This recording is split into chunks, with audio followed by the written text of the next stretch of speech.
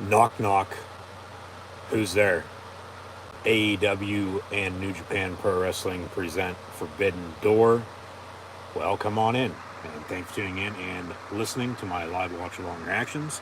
Live right here on YouTube. As always, I'm your host, Encyclopedia Sports, Glenn Luke 96. Be sure to like, follow, and subscribe on social media. Links in the description below. The thumbs up button. Share hashtag AEW, hashtag AEW Times with a little X. New Japan Pro Wrestling. That'll be the capital AEW times little lowercase x New Japan Pro Wrestling NJPW and hashtag Forbidden Door as well, as we'll see who walks through that Forbidden Door this evening. It might be Stitch, since it is 626 Day, but only time will tell. But yes, just once again, thanks for tuning in and listening. Chat questions and comments, super chats, super stickers, super likes, always greatly appreciated as well. The buy-in just wrapped up with the 4 matches they had within the last hour or so from the United Center in the Windy City of Chicago, Illinois, which we'll get to those results a little bit later on. But a total of 8 matches on the card. 12 total matches on the card this evening. 8 more to come. 8 more to go, with 4 having already having taken place. So, of course, do math. 8 and 4 is, in fact, 12. So, 12 total. 8 on the, as it is now, the top of the hour, 8 p.m. Eastern Time here in the good old U.S. of A. As we are 8 days away from the 4th of July here in 2022 as well. So, with all that being said, yes, as mentioned, 12 total matches, 4 already in the books, so 8 more to go. And the main event of the evening will, in fact, be for the interim AEW World Heavyweight Championship, following Double or Nothing last month. But then, due to the injury CM Punk suffered in the meantime, still the current champion, just on the shelf with the lower body injury. He'll return at some point in time. They had a qualifying tournament, and Jon Moxley representing AEW, Hiroshi Tanahashi representing New Japan Pro Wrestling. They'll battle it out in the main event of the evening for, once again, the interim AEW World Heavyweight Championship. We'll see, of course, what kicks off the show here. But on commentary, as good old JR, Jim Ross, Excalibur, and Tony Schiavone are always on the call. They're joined by former Ring of Honor and now current New Japan Pro Wrestling play-by-play man in Kevin Kelly. So we'll see how they sort that out. We'll see how the night goes. We also have a singles match for the IWGP US Heavyweight title as well, with Will Ospreay defending against Orange Cassidy. A triple threat winner-take-all Ring of Honor and IWGP Tag Team title match as well.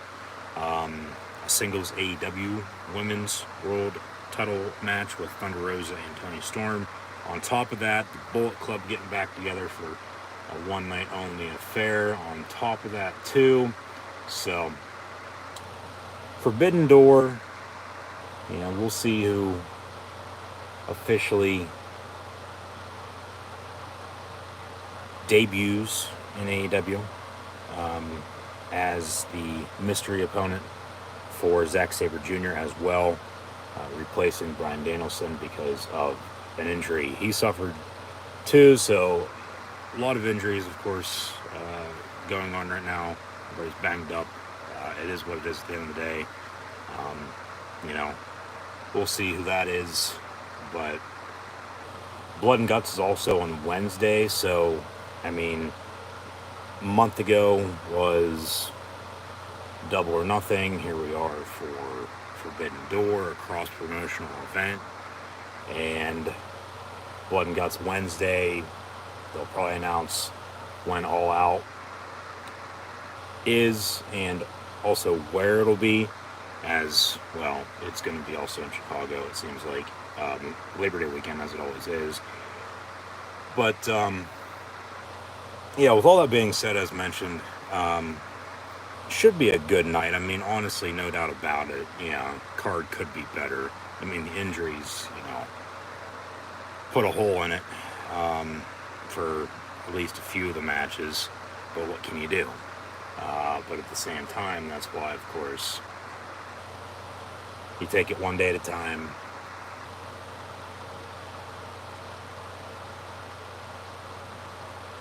And, we could have these at a later date if Forbidden Door, of course, becomes a annual event, which, I mean, we'll see how tonight goes. I mean, this honestly is just for us fans, to be honest with you, it seems like. And in the meantime, we'll see here how everything goes. But yeah, just once again, thanks for tuning in and listening. Be sure to like, follow, and subscribe on social media. Facebook, Twitter, Instagram. Hit that red subscribe button. Notification bell next to it as well, right here on YouTube. Links in the description below. Thumbs up button. Share hashtag AEW. Hashtag AEW times New Japan Pro Wrestling. That's AEW with a little lowercase x as the times symbol. NJPW. Hashtag Forbidden Door as well. Chat questions and comments, super chats, super stickers, super likes, always greatly appreciated. So in the meantime, while I try to continue to pull this up, I'm going to run down through the card, and we'll actually begin with the 4 matches we just witnessed on the kickoff show, the buy-in, if you will, for AEW New Japan Pro Wrestling Forbidden Door here this evening. And those were, in fact, most recently, the 8-man tag. However, a giant Danhausen sort of cursed the Ass Boys, sending them to the back. And it was Caster and Daddy Ass scissoring the LA Dojo, as they still found a way to pick up the win. So the Acclaimed and the Gun Club, the Ass Boys, if you will, defeated the LA Dojo. We also saw, to kick off the buy-in, New Japan also picking up their first win of the evening. I believe they went 2-2. I believe so.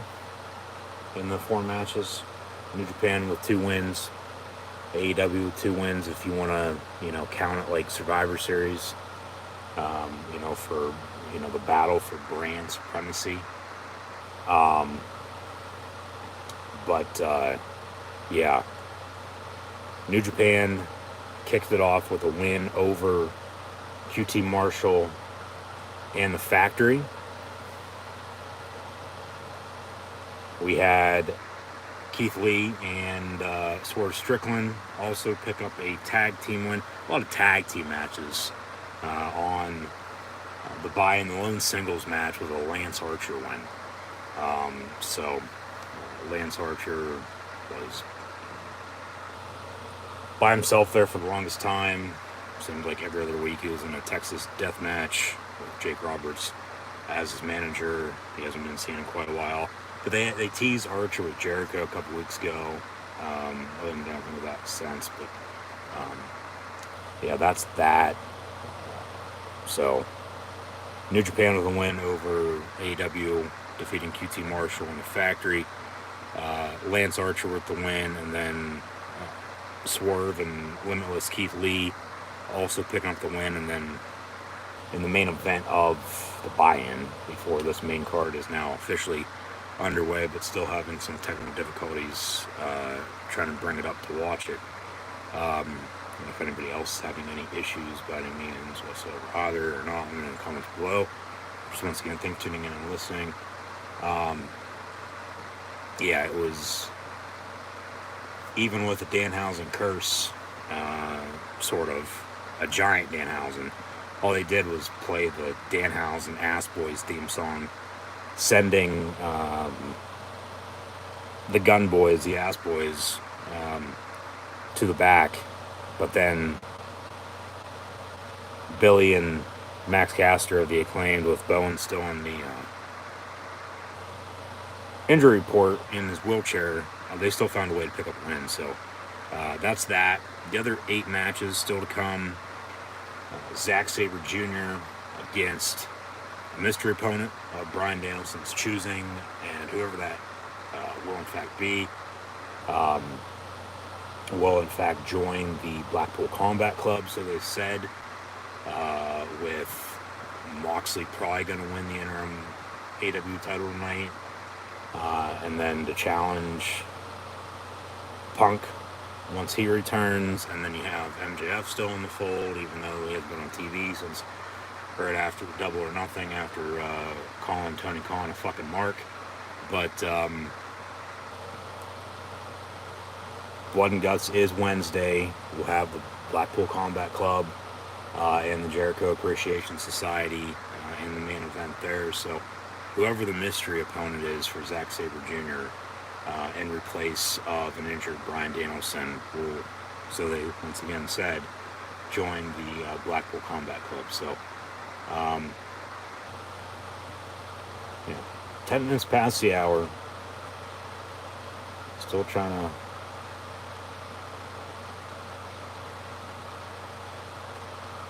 see if I can bypass these technical difficulties and watch Forbidden Door tonight. But it doesn't seem like that's going to be the case, which is going to be a big bummer.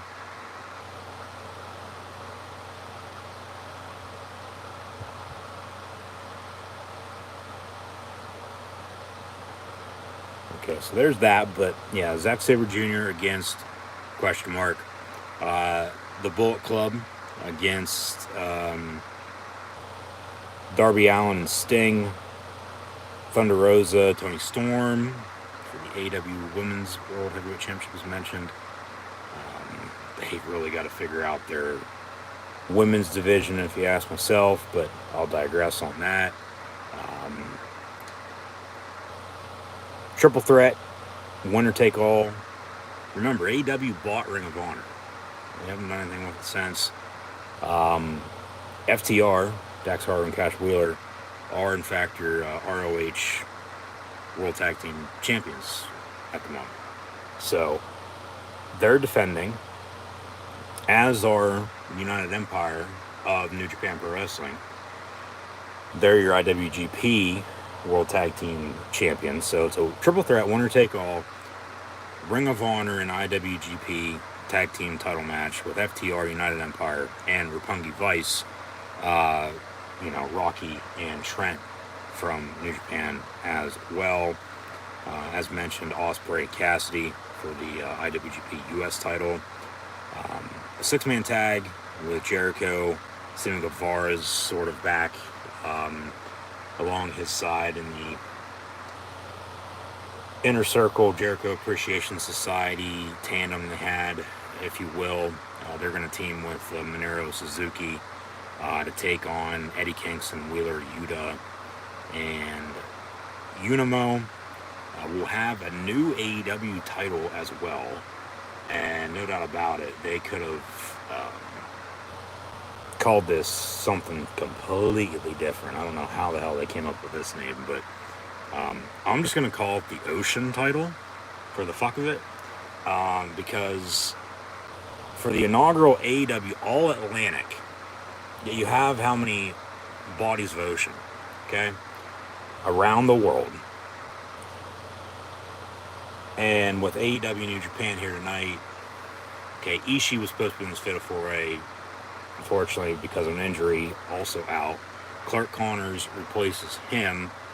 I get the Atlantic Ocean, separates technically the Western Hemisphere, North America, from overseas in the UK, the Middle East, you know, Russia, China, India, for your, 7, 8 continents and all 200 plus countries there are.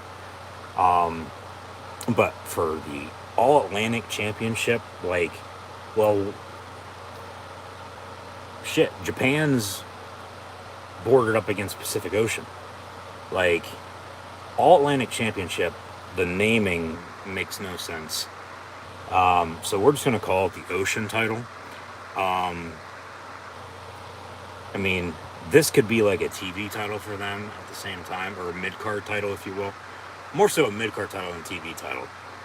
Because they do have, of course, the TNT title for the men and the TBS title for the women's division as your mid-champion. That's currently held by, who's Scorpio Sky and Jake Cargill, if I'm not mistaken, yes. So, I mean, I get it. But naming, I don't. It is what it is at the end of the day. We'll grow on it. Or it'll grow on us, I should say, over time. Just booking-wise, we'll see what we do with it. But tonight, Fatal 4-Way, talk about a tournament with qualifiers. These 4 men had to win their respective matches to enter this Fatal 4-Way for the inaugural All Atlantic Championship once again in AEW.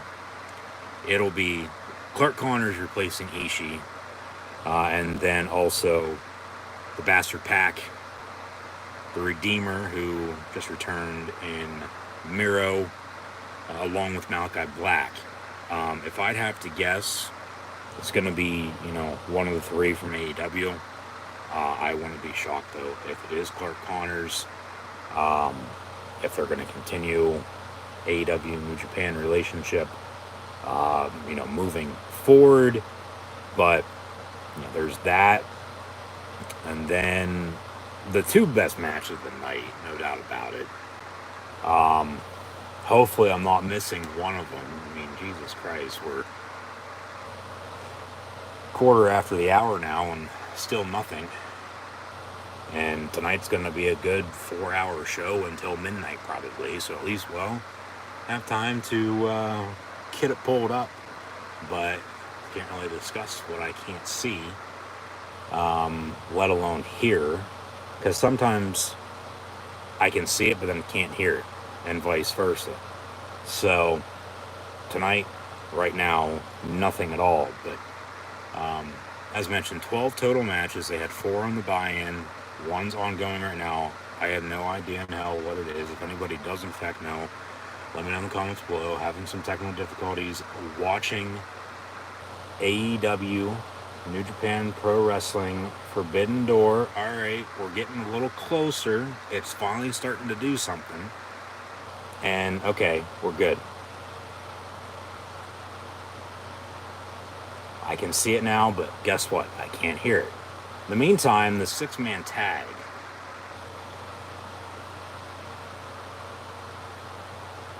The 6-man tag. There we go. The 6-man tag that I just went over with JAS. We really haven't seen 2.0 since Double or Nothing. Remember that Anarchy in the Arena match? Now we got Blood and Guts on Wednesday. They'll be back for that, but cross-promotional event. You have Jericho, Guevara, and Suzuki against Eddie Kingston, Wheeler Yuta, and Unimo. So that's ongoing. That's what kicked off the night. So either Jericho or Kingston came out to start the show. It's Chris Jericho and Eddie Kingston. Actually, Suzuki tags back in. So, yeah, 6-man tag to kick off the night here at Forbidden Door. And the winner of this match, remember, Blood and Guts Wednesday. And I'll have live watch-along reactions live here on YouTube, but then as well, along with this upcoming Saturday for WWE Money in the Bank, so be sure to tune back in. the winner of this, with Jericho and Kingston, the two main competitors in this six-man tag right now, who are going to be in the Blood and Guts match for the Blackpool Combat Club along with the Jericho Appreciation Society, the winning team will receive the main advantage that they have not disclosed yet, the main advantage for Blood and Guts. And there's really only been, there's supposed to have been two, but there's really only been one Blood and Guts match, and that was last year with the Inner Circle and the Pinnacle.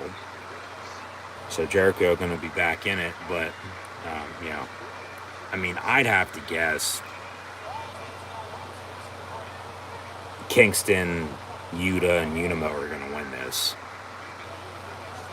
But, I mean, at the same time, just to piss with people and piss them off, Jericho, Guevara, and Suzuki to pick up the win. I mean, hell, they could walk out too and say, screw it, like, we don't need the advantage, we're still going to kick your ass Wednesday at Blood and Guts anyway. We'll see what happens here, but in the meantime, seems like a good six-man tag here kicking off the night. Got a little bit of a buffer, so even with it now being pulled up, still experiencing some technical difficulties, but at least in the meantime I can now finally see it. And, well, with the buffer, can't hear it, but, you know, we're good.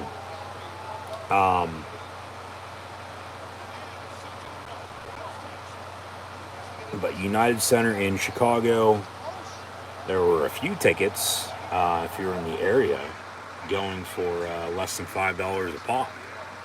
Of course, way up top in nosebleeds, but, I mean, if you really want to go that bad, why the hell not?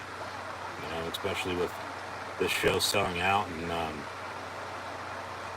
very quick fashion. An event, you know, us fans honestly have been dying for, and then injuries for some of the matches, you know, scale it back a little bit, but still should be a good show. I mean, on paper, yeah, no doubt about it, there's two great matches. We're going to get to both of those here in a second. And those are for world titles for both AEW and New Japan as well. So, a lot of tag team matches in AEW as always. Nothing wrong with that. The best singles match, if in fact it turns out being who it might be against Zack Sabre Jr., that should be the best singles match of the night. You know, there's one women's match on the card, Thunder Rosa, Toni Storm. They should, I mean, yeah, put on a clinic, as Tay Conte is also doing the same ringside for the six-man tag, as Sammy just said, a shooting star press ringside. Taking out some of, well, technically it's not the Blackpool Combat Club, but, you know, Eddie's there for Moxley. Suzuki's clapping in the meantime. He's going to go for a suicide dive here, it looks like, off the ropes, and then says nope. You know, Brian's hurt, but he was supposed to face Zack Sabre Jr. We'll see who replaces him once again, but then also, of course, you have Wheeler Yuta. So, you know, the triple threat tag team title match should be damn good. I mean, that's technically, you know, a six-man tag as well. You know, Ospreay, Orange Cassidy. Ospreay will show out. You know, crowd will get into it as well with Orange Cassidy and his kicks. But the two best matches of the night, no doubt about it, are, in fact, for the IWGP World Heavyweight Championship. And that's also another fatal four-way with the new champion in Jay White, as Okada, who he defeated to become IWGP World Heavyweight Champion, is technically even though they'll have another rematch, getting his rematch tonight. But then you also throw in Hangman Adam Page and Adam Cole. So let's go Adam. Adam sucks. But yeah, that should be a damn good match. I mean, 60-minute time limit. Give them the full hour. Before Jon Moxley and Hiroshi Tanahashi vie for the interim AEW World Heavyweight Championship. But we'll get more into all these matches a little bit later on. Everybody down and out in the meantime here at Forbidden Door. 6-man tag with, we'll just say, the Jericho Appreciation Society and the Blackpool Combat Club, because even with, a few members inserted in and or out, the winner of this match receives the main advantage for Blood and Guts on Wednesday night on Dynamite. So that's that. This is awesome chant. Hopefully it'll get better. But yeah, I'll leave you with that for the time being. Just once again, thanks for tuning in and listening, as Jericho is going to try to put the walls in on Unimo. And then a code breaker by the Wizard himself. 1-2, kick out at 2.5. So match will in fact continue. Some knees to the face.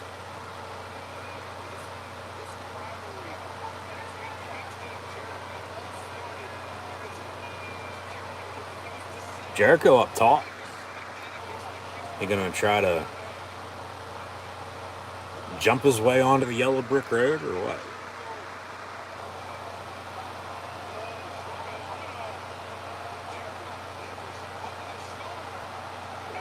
Nice big power slam off the top rope by Unimo before Suzuki and Guevara break it up.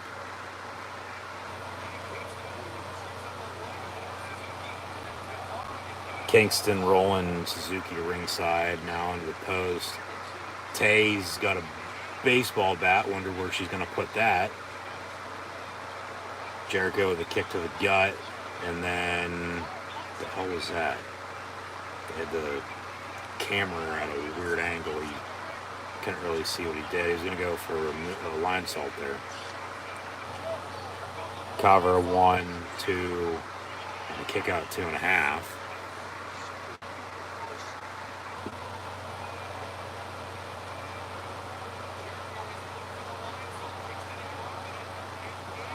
So Jericho and Unimo are your leading competitors. Kingston was working Suzuki. Tay had Floyd, Jericho's baseball bat. But then Sammy as, I don't know how the official referee and Aubrey Edwards didn't see that. Sammy, as Unimo hits Jericho the DDT and rolls it through, and nice big vertical suplex, a brainbuster cover, 1, 2, kick out 2.5. That would have been a good finish, but a kick out, so match continues. They're leading to it, they're about to go home here in a minute. Yeah, Kingston's still working Suzuki. Sammy is somewhere, I don't know where the hell he went. But he did just hit him with a baseball bat, but nobody cared, so here we go. The walls are locked in now on Jericho, and Suzuki's going to try to come break this count up, it looks like. Actually, Guevara with a kick. Yeah, Suzuki just slow and steady wins the race, gets into the ring. Here come the chops, or headbutt, yeah.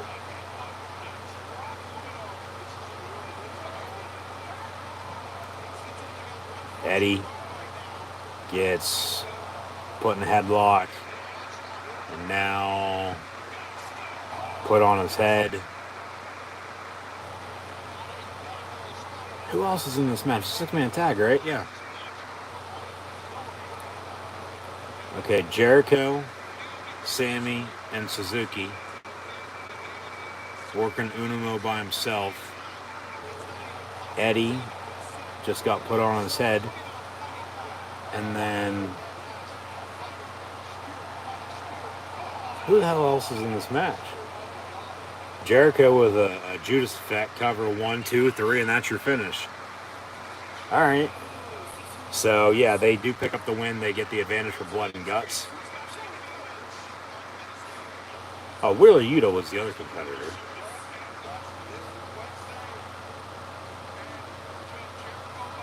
Did he even compete?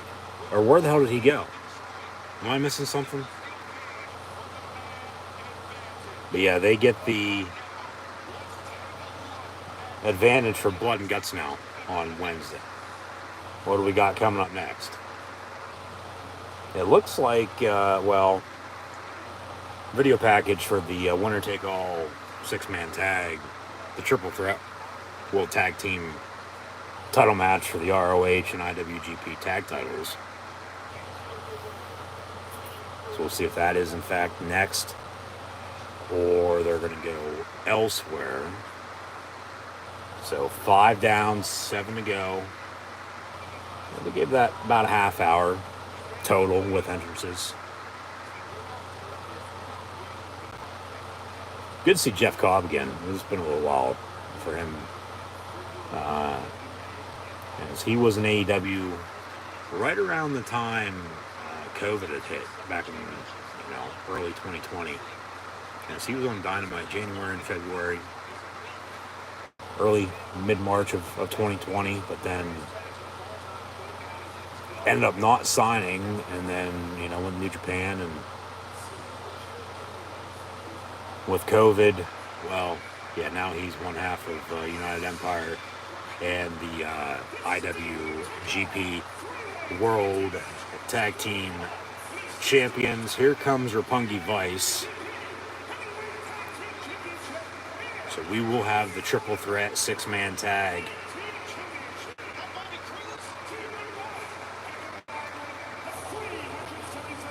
Rocky Romero and Trent Beretta. Roppongi Vice. Yeah, this is next. They're going to go back-to-back with 6-man tags. No JR right now. It's just Excalibur, Taz, along with Kevin Kelly, and that was also, what's his name from Ring of Honor? Ring of Honor is no longer a thing. It's owned by AEW. I'm trying to blank on his name, but he's also on commentary. Not Kevin Kelly, because he's now in New Japan. He's there as well, like I said. But yeah, Jeff Cobb and Great Khan, United Empire, they're your IWGP World Tag Team Champions. Next we'll have FTR, they're your Ring of Honor World Tag Team Champions. And this is a winner-take-all, triple threat, 6-man tag title match. So, yeah. Back-to-back 6-man tags to kick off the night. Thought, okay, maybe they'd put Thunder Rosa Tony Storm here, or,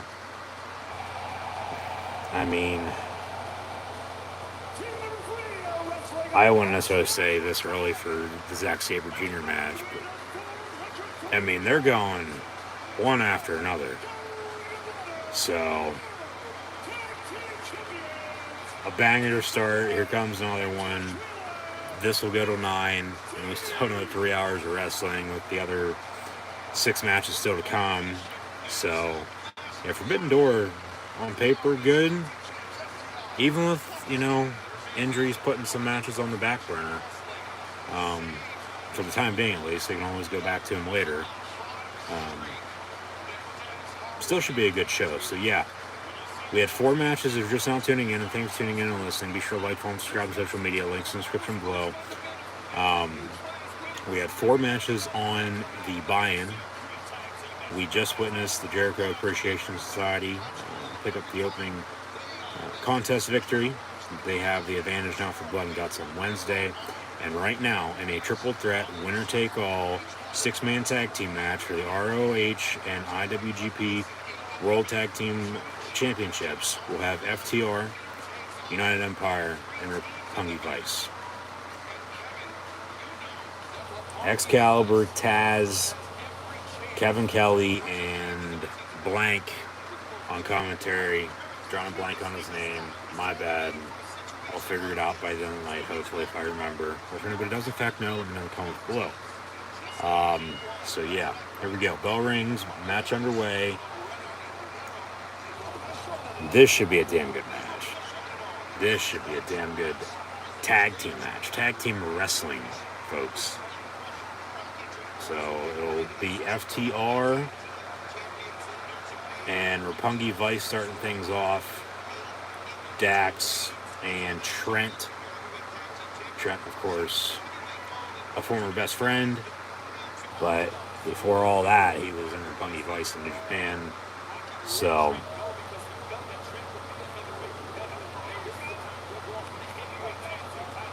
headlock off the ropes. Nice shoulder tackle.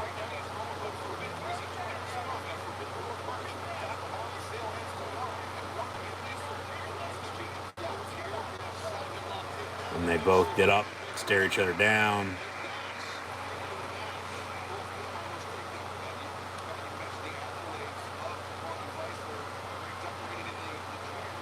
Tag made. Here comes Jeff Cobb.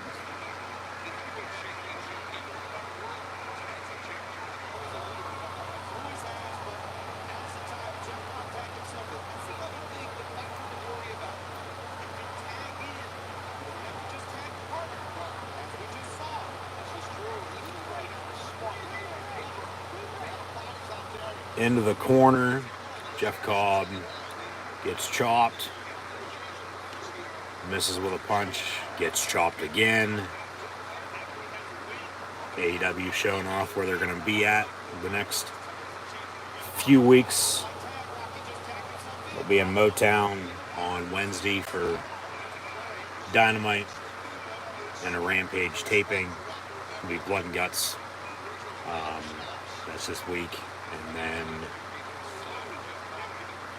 upstate New York and Rochester, home of the late, great, exalted one, Mr. Brody Lee, before they head down to the Peach State. 2 stops in Georgia before they return to the Northeast as FTR. Oh, hopefully Dax ain't hurt on that. Holding his shoulder after an elbow drop looked like off the ropes. Tag made. Here comes Cash. The ref just asked him if he's alright. He's going to catch a breather. Hopefully he's okay. I'm alright. Doctor coming to check on him. Alright. Rocky and Cash into Roppongi Vice's corner.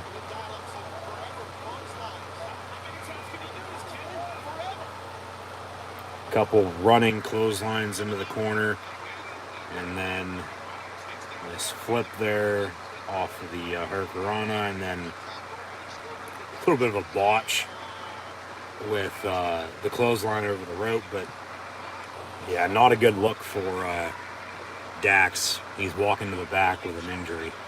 I don't know necessarily. I doubt it because it didn't look like it. You know, a storyline in this match with him getting injured,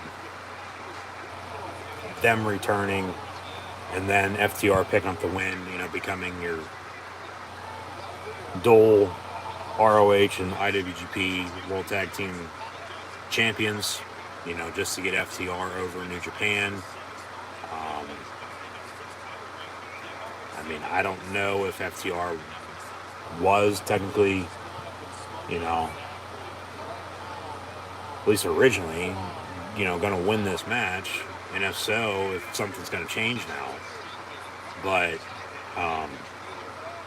I think they might find a way to still have FTR just be your ROH tag champs and United Empire still your IWGP tag champs as well. Roppongi Vice, could win them. But, yeah, that's not going to be good for FTR. Talk about injuries, and then to have him get injured during this match and walk to the back, yeah, not a good thing for pro wrestling right now. It seems like everybody's been hit by the injury bug one way or another, but at the end of the day, it is what it is. What can you do? It's been like this before. We've gotten through it. We'll get through it again. So, what can you do once again? But, yeah, AEW going to be in Detroit before Rochester, New York, Georgia for 2 weeks, and then to Massachusetts before OHIO in the Buckeye State, as they'll be in Columbus, and then Cleveland a few weeks later, but in between they'll be in, I believe, Minneapolis and Take Me Home Country Roads down in West Virginia before Chicago for All Out again. So that'll be, just a little over 2 months away now before we get to the fall, and then on the road to technically Full Gear, but Forbidden Door night. Next, it'll be All Out, but Blood and Guts is, in fact, on Wednesday. So be sure to tune back in. Another tag made. Chop from Trent to Great O'Con. Not the Great Khali, Great O'Con. Nice suplex there by Trent.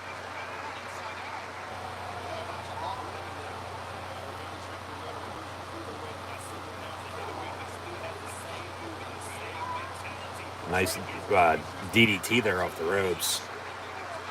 And now Jeff Cobb, who isn't legal, comes in. But Trent gonna hit him with a DDT as well? No, Cobb gonna reverse it and suplex him. Nice big vertical suplex there.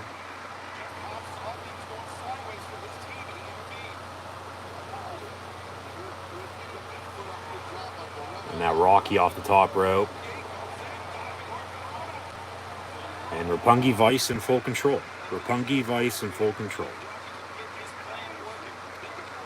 Cash really hasn't done anything since Dax went to the back with an injury. So it's Roppongi Vice and United Empire fighting ringside.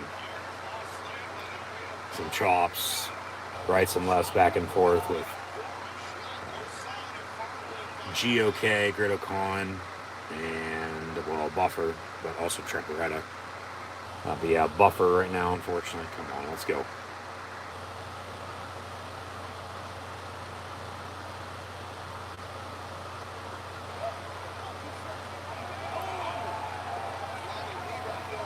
Rocky with a knee, and Trent slamming down Khan. Get him up. Get him into the ring. They do just that. Rocky gonna jump off the top rope. Too sweet me. The Good Brothers are in Impact. But where's Emilio at?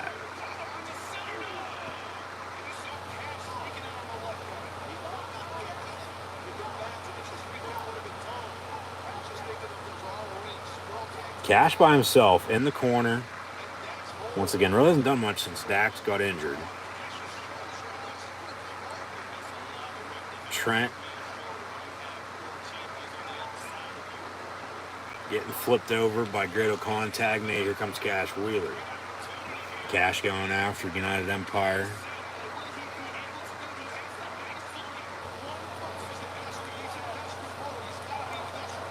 chopping them all to hell in the middle of the ring. 2 claps and Ric Flair.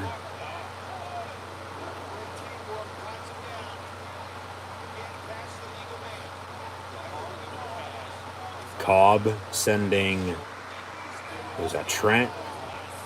Yeah, and Khan sending Rocky ringside, so now United Empire's in full control.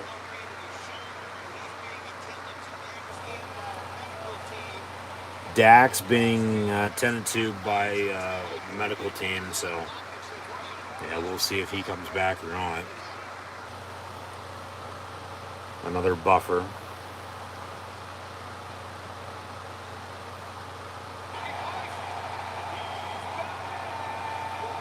Here comes Dax. Crowd going nuts. He probably said, tape me up. I'm going back out there, because that's exactly what he's doing. He taped up his left shoulder. FTR tag. FTR chant and a tag, excuse me, as Dax tags back in. So Dax Harwood is back in this match. Left shoulder taped up. Going after both United Empire and Roppongi Vice. A little misfire there by United Empire. Khan with a chop to Jeff Cobb.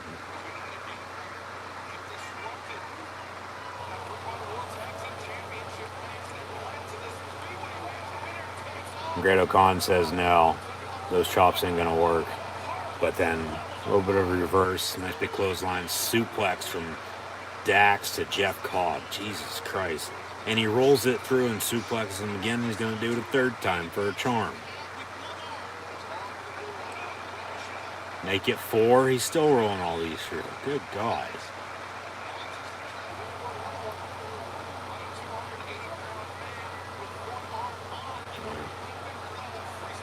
FTR chant once again for Dax Harwood doing what he's doing. Cobb off the top rope.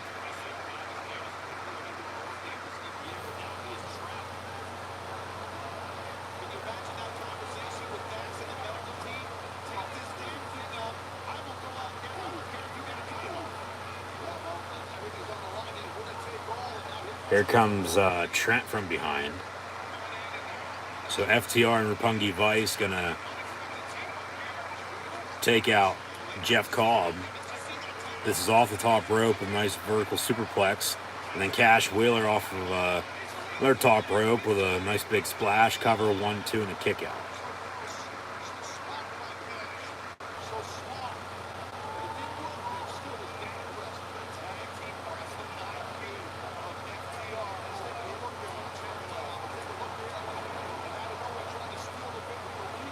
Showing some replays.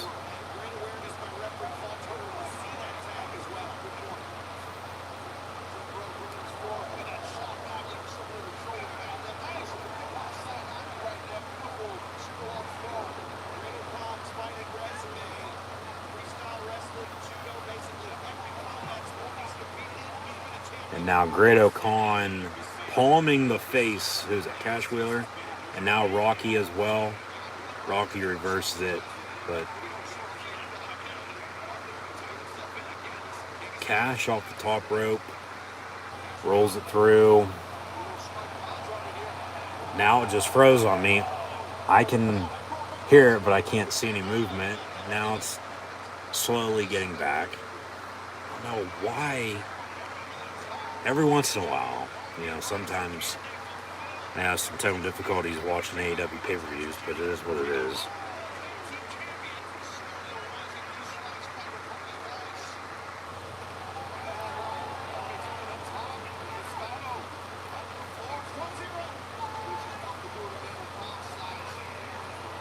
Jeff Cobb with a nice big power bomb to Trent in the middle of the ring.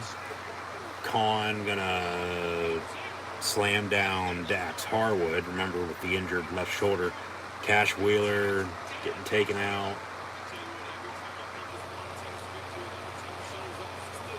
Clothesline by Cobb. United Empire, holy shit.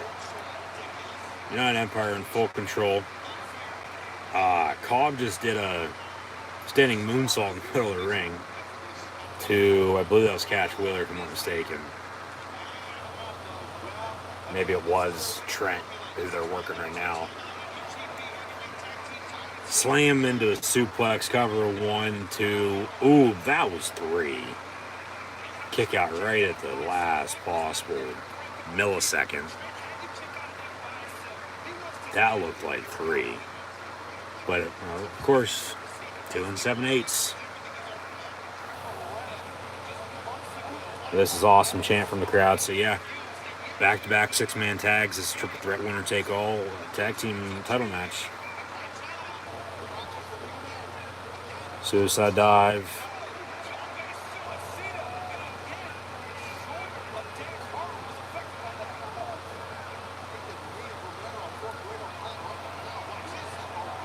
Roppongi Vice with a finish.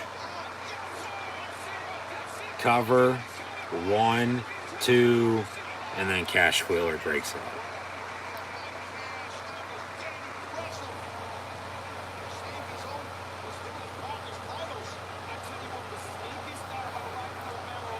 AEW chant. I believe they were chanting NJP earlier during the buy-in, if I'm not mistaken. But I think it sounded more like NGP.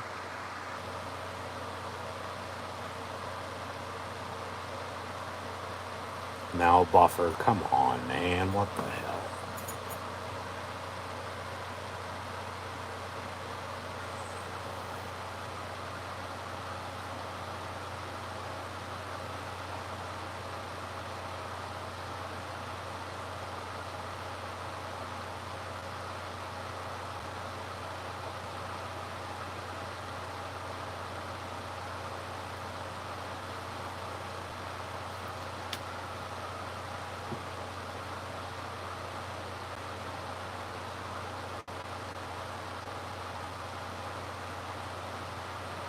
Yeah, another buffer, and this time it ain't coming back. So we're going to try to refresh and see if we can continue watching. Should be able to. I don't know why I wouldn't be able to.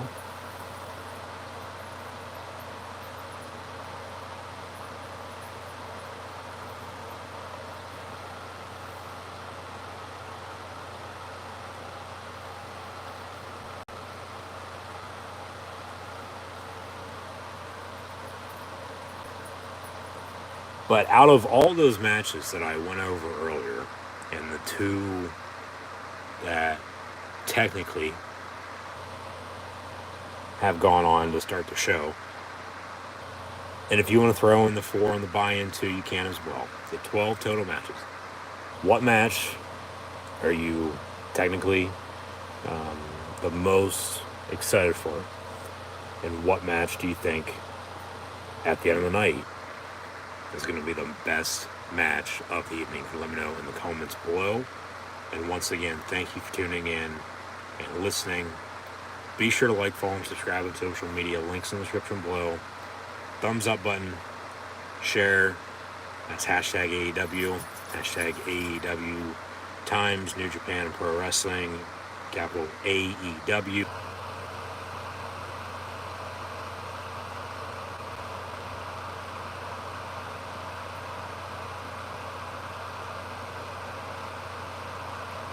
With a New Japan Pro Wrestling at the end of it as well. Hashtag AEW, hashtag AEW times NJPW as well. Hashtag Forbidden Door. Chat questions and comments, super chats, super stickers. Always greatly appreciated.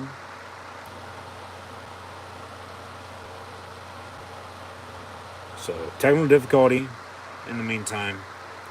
Both with watching the show and live watch-along reaction stream here, but we're good. Just a little buffer, disconnect and reconnect. But what can you do? It's technology, folks. It's good. We also need Also sucks when it needs to be good. So, yeah. 4 matches on the buy-in. Not 1 or 2, 3, hell, let alone 4. I mean, really none of them stood out with what was the best. But the 6-man tag with the JAS and the Blackpool Combat Club kicked it off. Before right now, the triple threat winner take all. ROH and IWGP World Tag Team title match. So back-to-back 6-man tags, triple threat tag team title match. FTR, United Empire, and Roppongi Vice. Hopefully we're not missing the ending. But, a little technical difficulty here.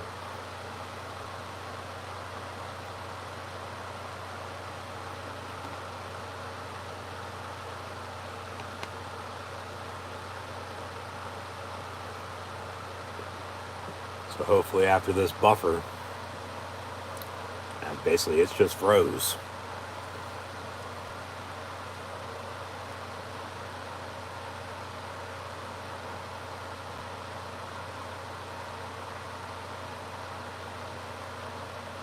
It froze right after United Empire was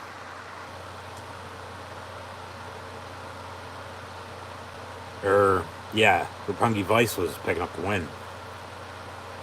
So it seemed like over United Empire and then FTR, but that's where it froze. That's why I can see. I can't hear anything though, and it's not doing anything. It's just buffering. Come on, man. What the hell? Let's go.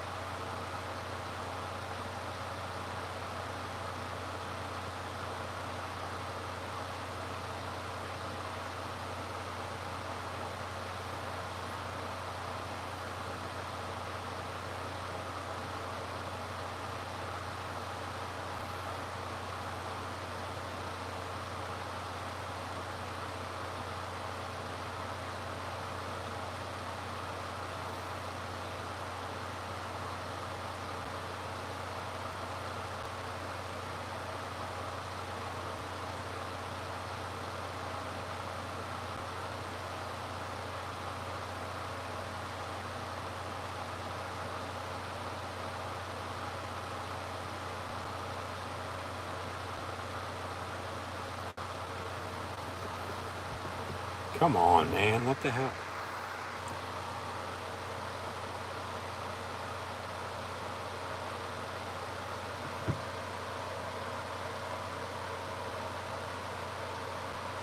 We're about an hour in. Yeah. And now it's going to give me all the trouble in the world. Man, I'd really like to see what else is going to happen tonight, but it's not going to let me. What can I do?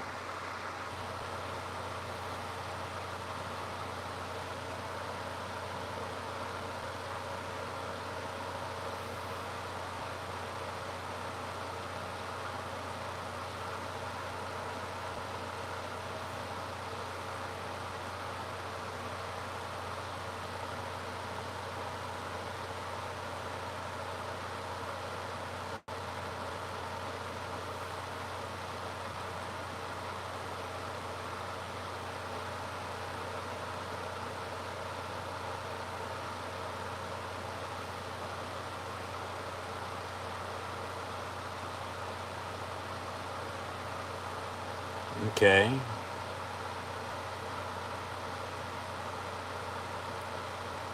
It's starting to do something.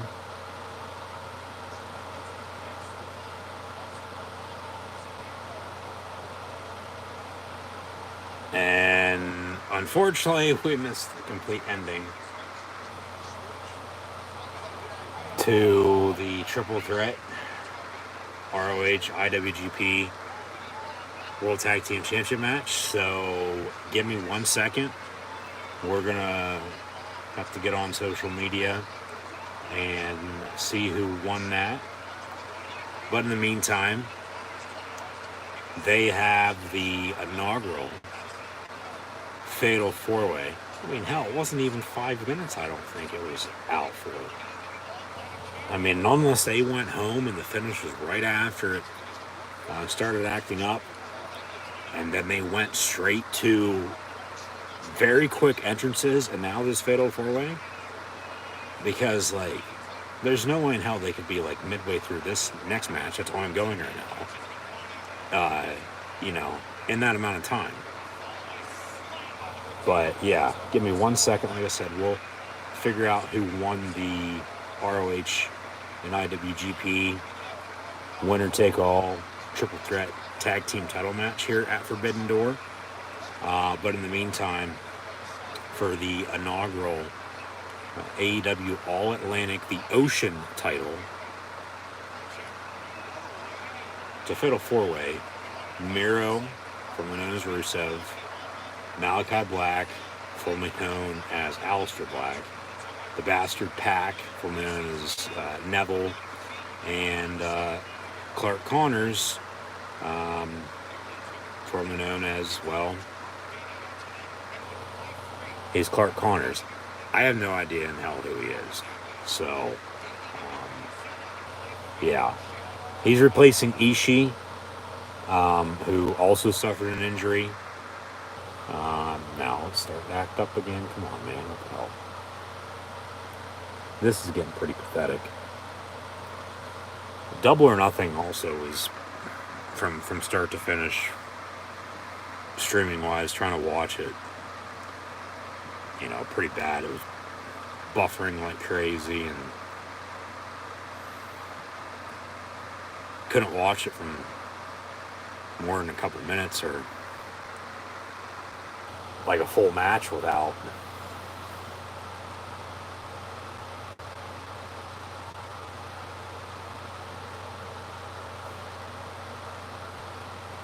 something happening.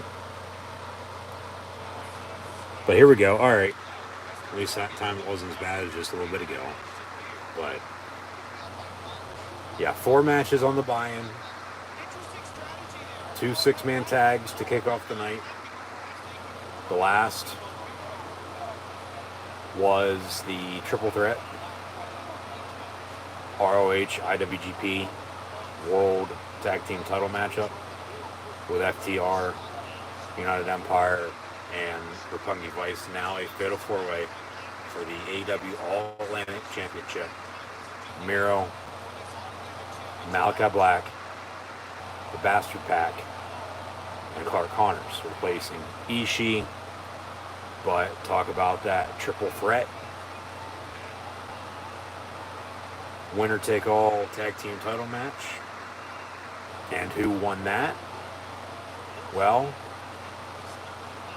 I'm going to let you know in about FTR because, yeah, Dax Harwood, Cash Wheeler are your new Ring of Honor and IWGP World Tag Team Champions. Following Dax's injury scare at the beginning of the match, came back out with his left shoulder taped up. Even with all that, they found a way to win. So, FTR defeating United Empire to take their titles from them, defeating them, along with holding on, retaining their Ring of Honor tag team titles on top of it, along with also defeating Roppongi Vice. So, The Jericho Appreciation Society and FTR, your winners so far this evening. We have Miro, Malachi, Pac, and Clark Connors in a Fatal 4-Way All-Atlantic Championship match. So just once again, thank you for tuning in and listening. Hashtag Forbidden Door when you share on social media. I think one of the three from AEW, whether it be Miro, Malachi, or Pac's going to win this match. But I honestly wouldn't be shocked if Clark Connors found a way to win. And like I said, I have no idea, no clue in hell who that dude is, who this dude is. Other than Pac just flipping over the ropes and taking out everybody.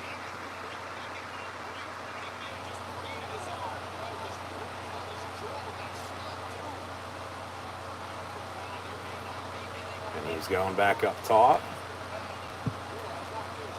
Miro in the middle of the ring. I'm going to drop kick him.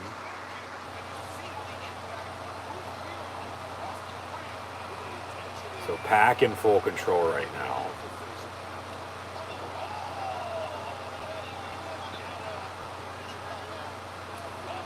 Malachi with a big running knee. Clark Connors from behind, a suplex on Malachi before Miro gets involved. Nice big clothesline to CC. Big boot by Malachi. It seems like they're just not necessarily going through the motions. They're rushing everything right now. Like, what the hell? Slow it down a little bit.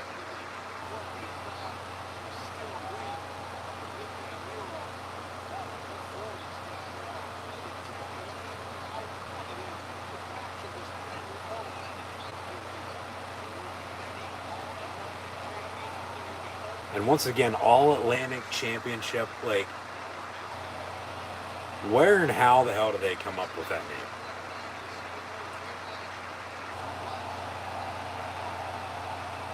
Like, to me, it just doesn't make any sense at all. It doesn't. That's why I'm just going to call it the Ocean title.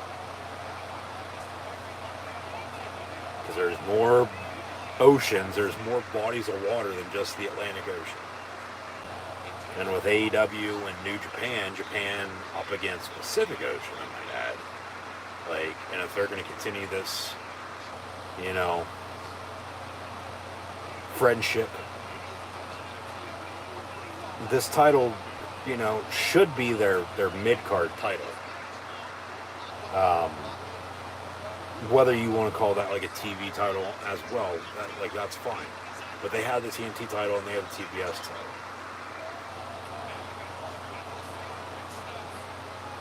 This would be like their, you know, Intercontinental or United States Championship.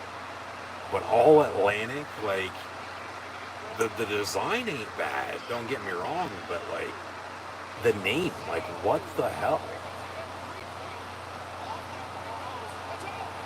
Spear from Connors to Miro into the propped up table that Malachi set up ringside. And this is by where the title is displayed at as well, at the bottom of the ramp. Right there by the steps in the corner, table propped up. Miro gets speared through the table by Connors.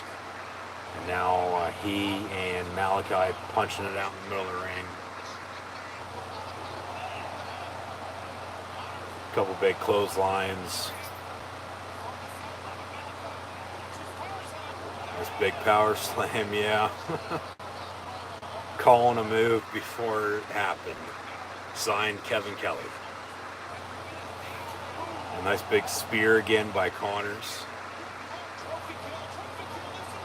And another slam cover, 1-2, and then Malachi sort of just like leans over and breaks up the count. All Atlantic Championship. The AAC.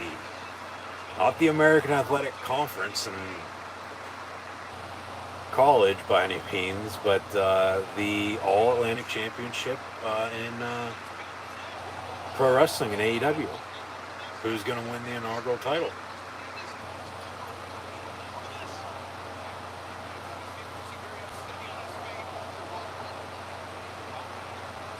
Pac with a nice big kick. Now going to go up top.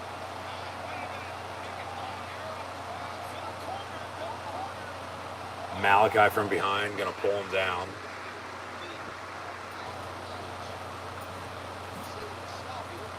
And now Malachi going to suplex him. No. Connor's coming up from behind. Where's Miro at when you need him? There he is. Miro going to be at the bottom of this. And here we go. 3, 2, 1, and they all go down. There's a bear shit in the woods. Miro now back in full control. Throws Pac and Malachi out of the ring. And the Redeemer looking for a kick. And now the submission. It's game over. And Clark Connors, or that is Pac. He must have threw Connors and Malachi out. He's got Pac locked in on the game over. He gets him to tap or submit. Miro going to be your new All-Atlantic champion. Just returning earlier this month after getting into acting. Going to be on a new show on CBS this fall.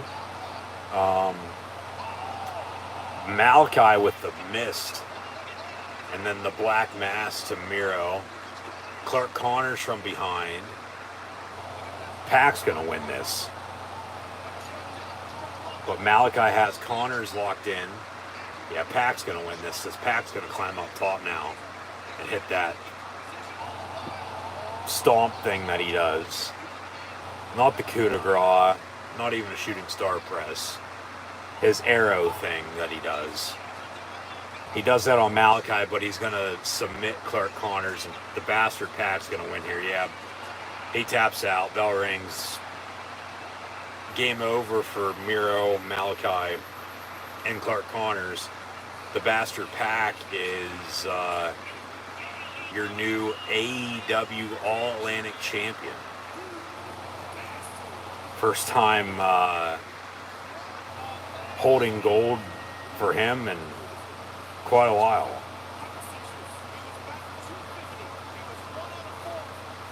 So Pac, your winner. That was a good finish. It was. I mean, quick match compared to the other two so far tonight. A good fatal four-way though. The other one would be better, no offense, but you know, when you have Jay White, Okada, Hangman, and Adam Cole, baby, fight for that IWGP heavyweight title. Yeah. Pac, your new and first ever AEW All-Atlantic champion. The finish was good. Miro had the game over on him. And then Malachi came in,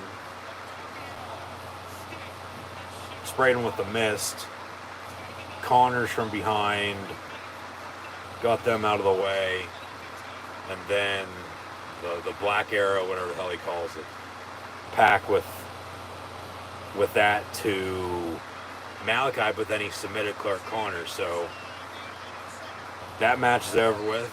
They're going right to another tag team match. This is another 6-man tag, and two Sweet Me the Bullet Club's getting back together. Tony Schiavone getting on commentary.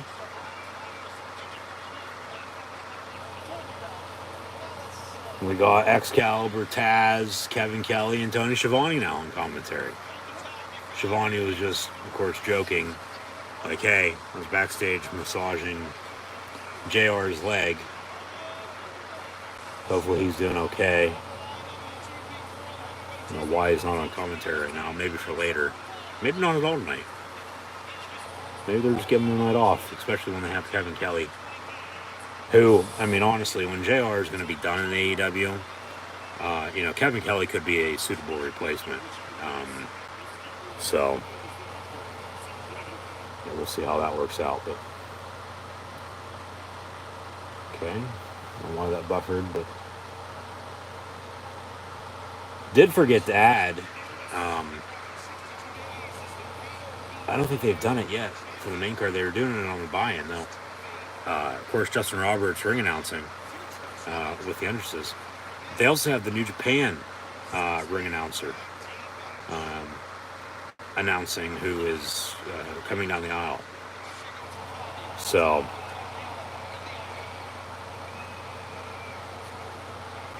dudes with attitude for tonight.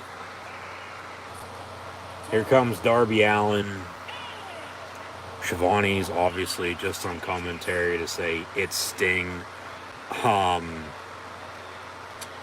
But also Shingo Tagagi. Hopefully I'm pronouncing that correctly. If I'm not, well, get over yourself. Bear the hell up. But you can also let me know in the comments below to F off and or how to pronounce it. I could give two shits, but yeah, the dudes with attitude.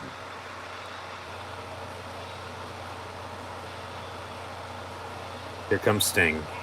It'll be the Bullet Club. It'll be the Young Bucks, who are your new AEW World Tag Team Champions. After defeating, well, it was supposed to be the Hardy Boys, but I think we've all heard about that recent situation once again, so I'm not going to get into that. Yeah, it's Sting, Shivani. Go have another damn orgasm while you're at it.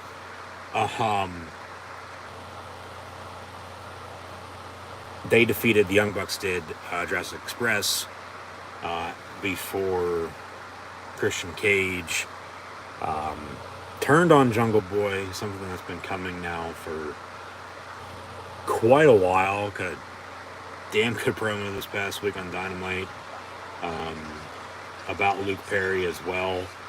And then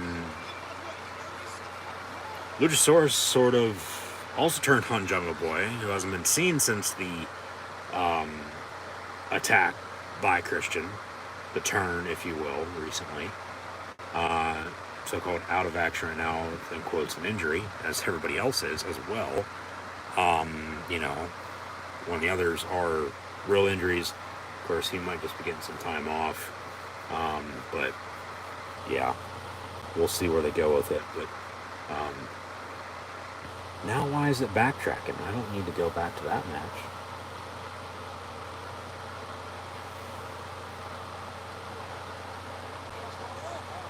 Okay, the lights have went out as the Young Bucks just came out. Oh shit, Sting off the top of the, oh my god. Sting off the top of the entrance. Taking out the Young Bucks. And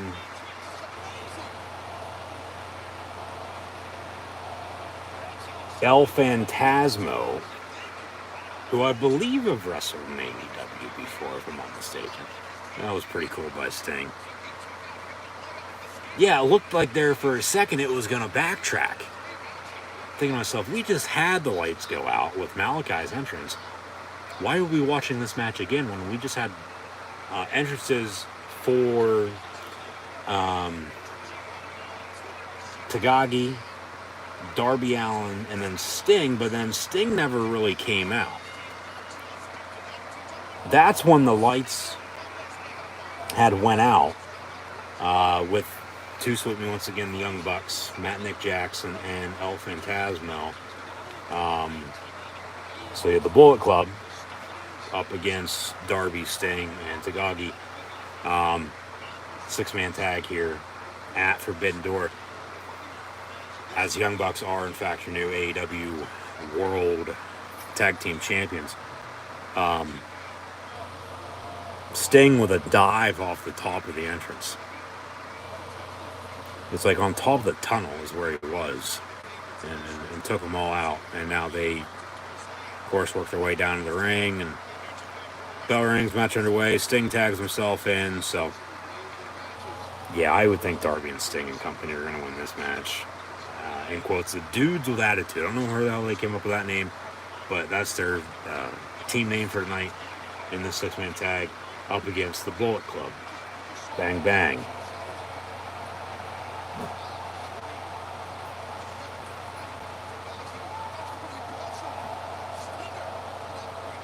Tag made. Here comes Darby.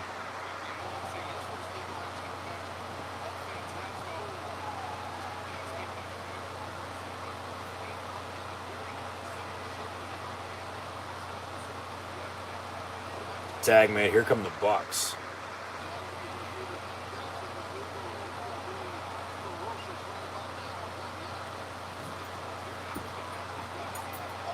Matt and Nick working together, taking out Darby and Sting. Nice drop kick to Darby ringside through the ropes. Nice dive over the top rope. Yeah, too sweet. Throw him up. Hey, yo.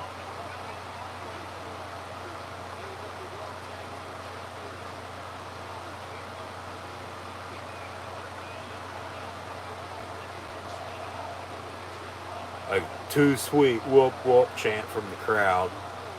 This crowd's been alright tonight. I mean, a couple of this is awesome chants. Pac winning the All-Atlantic title. Night's flying by. Another 6-man tag. So 3 of these first 4 matches, technically, to start the main card, are 6-man tag matches.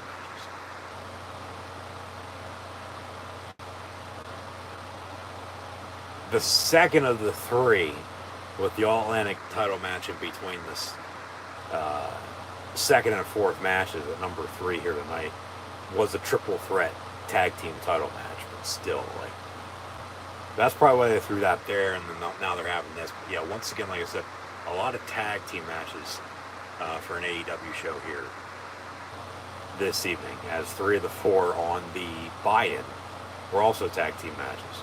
So technically, what, 6 of the first 8 matches tonight, past 2.5 hours or so, have been tag team matches now. So yeah, there's that little tidbit for you. But it's been a good night so far. Been a good show. But a buffer, unfortunately. At least this time it's been a little faster, and we're going to get back to it here, it seems like.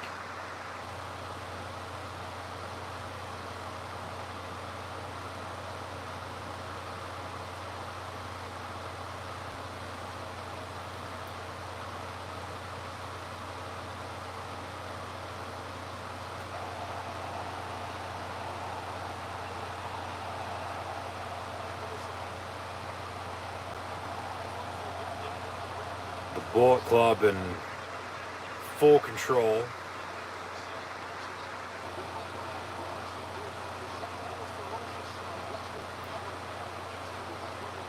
And a big question, too, that's still unknown is talk about the Bullet Club and talk about the fatal 4-way IWGP title match later on tonight as well, still to come. You know, 3 of those 4 competitors are former Bullet Club members. Here we have the Bullet Club in tag team action right now. When's a former leader of the Bullet Club returning in Kenny Omega? Tonight at Forbidden Door, maybe All Out. It's been since November. That was also the last time we saw Miro. He just returned. Of course, I can understand the behind-the-scenes aspect. You know, he's been involved, you know, with that since day one and still is. But, you know, on screen, when's Omega returning?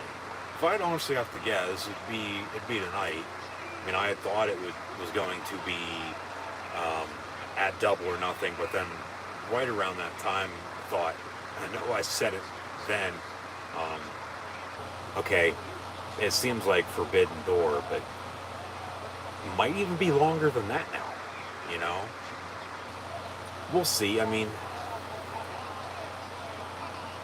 if they'd have him return tonight, I think it'd be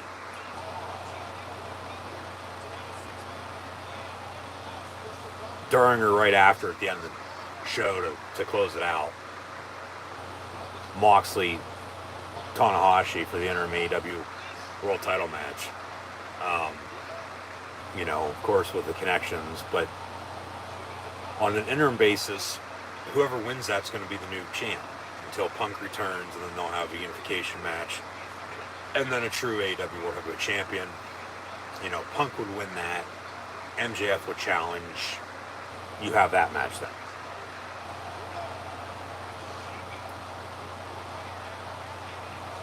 There's history with Moxley and Omega because Omega was the one who defeated Moxley to become champion the same night Sting debuted in AEW early December 2020.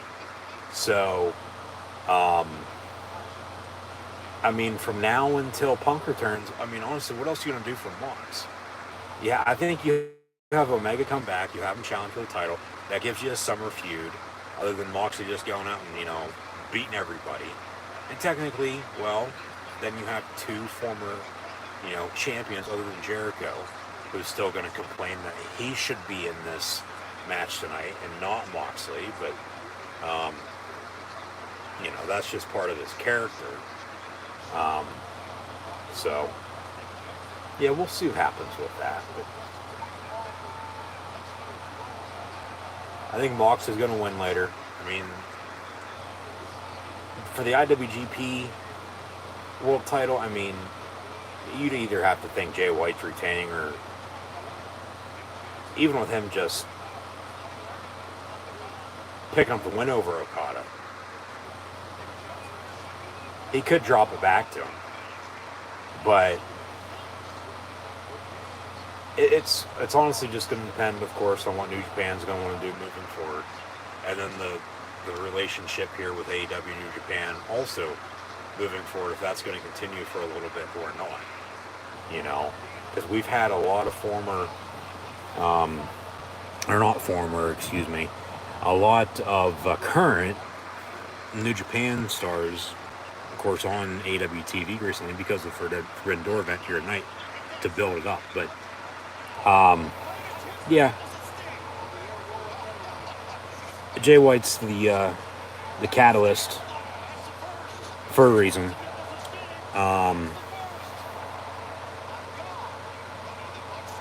We'll get to both those matches later on. I mean, still got a ways to go. Probably another good 2.5 hours. Sting.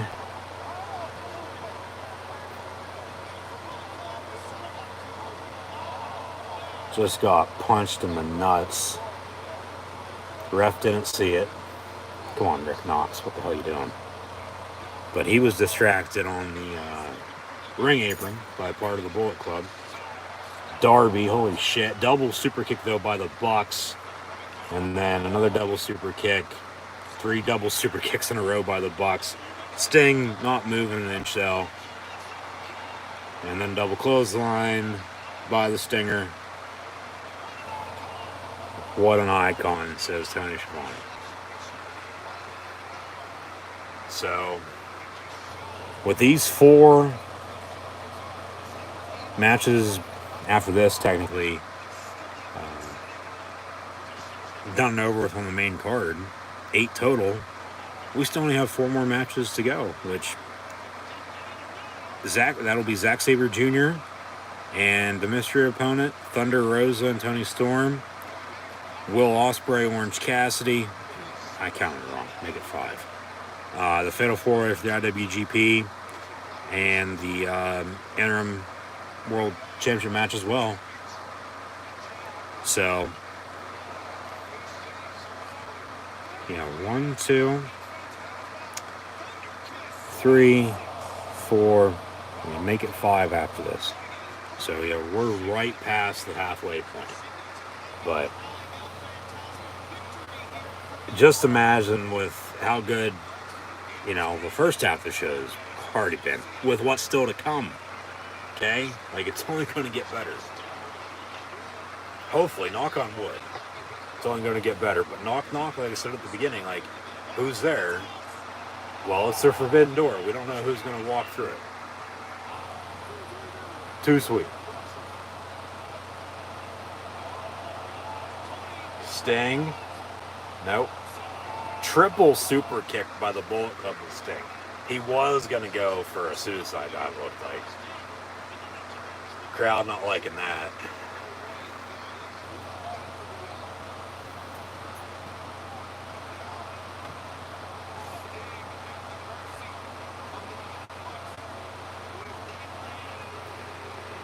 BT, Trigger, Sting moves out of the way. They knee each other by accident. And Sting now, yep, with the death drop. And El Phantasmo, like, just, hey, weren't you supposed to do something to me, Sting? Sting gets out of the damn ring. Like, completely fucking missed his spot. Come on, man. Low blow from Sting. Now he's gonna go work the Young Bucks ringside. Yeah, he completely skipped over it, went back, and now he's gonna move on. But Darby Allin here off the top rope. Coffin drop ringside.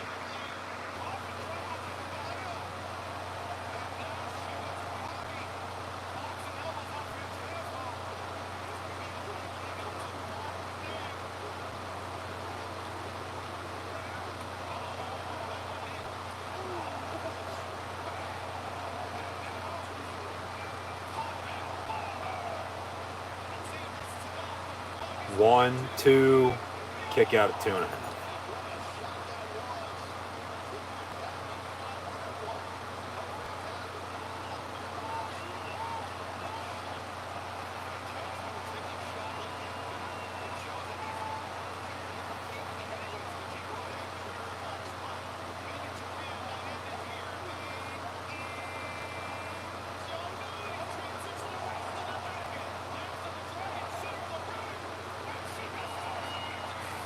The dudes with attitude, Darby, Sting, and Tagagi.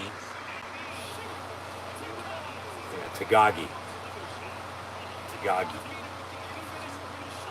Defeat the Bullet Club here at Forbidden Door. Basically just because the Young Bucks can afford to lose. Because they're your new AEW World Tag Team Champions. We'll see what they do with them. Challengers, at least. Because Jurassic Express seems like no more. The Hardys, well, they got an ongoing situation again, so.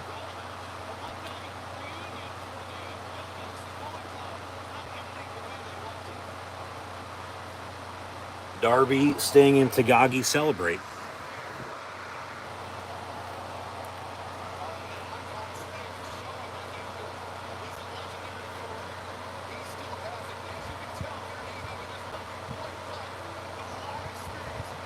We'll see what's next. It might be Thunder Rosa and Tony Storm. Actually, they're gonna give us a Grand Slam video package. Wednesday, September 21st.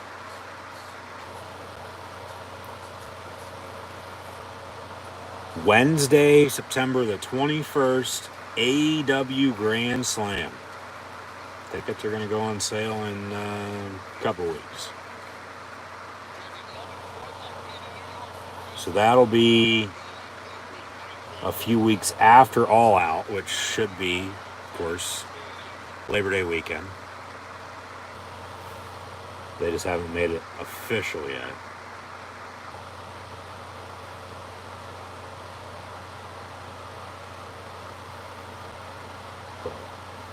Grand Slam returning.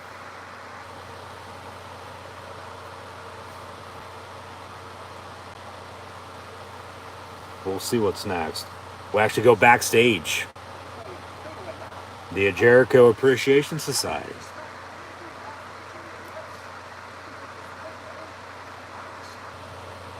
They have the main advantage for Blood and Guts. And Unamo just got hit with a fireball because, well, we all know the answer to that. And it's because, Chris Jericho is a wizard. I thought maybe next, the women's world title match would be Thunder Rosa with Tony Storm. Either next or like the co-main event to save that for like later on.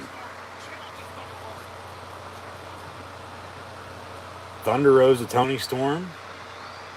Yep, right now. The lone woman match of the evening. They'll go to the top of the hour. Then I'd have to guess either Sabre Jr. and the mystery opponent, which you can let me know in the comments below who you think that's going to be. Or it'll be Ospreay, Orange Cassidy. And then the two main event matches of the evening, the Fatal 4 IWGP World Heavyweight title match with Jay White, Kazuchika Okada, Hangman Adam Page, and Adam Cole, baby. And then the interim AEW World title match with Moxley and Hiroshi Tanahashi.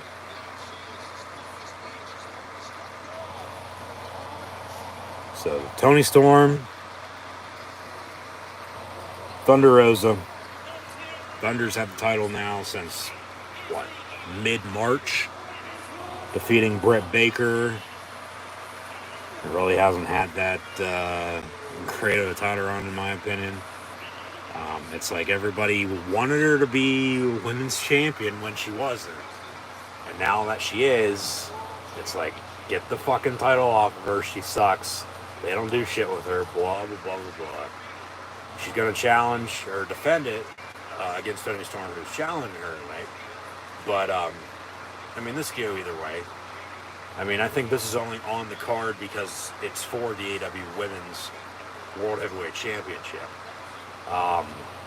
You know, to make them feel, hey, like, you still deserve to be on this card. Even though, like,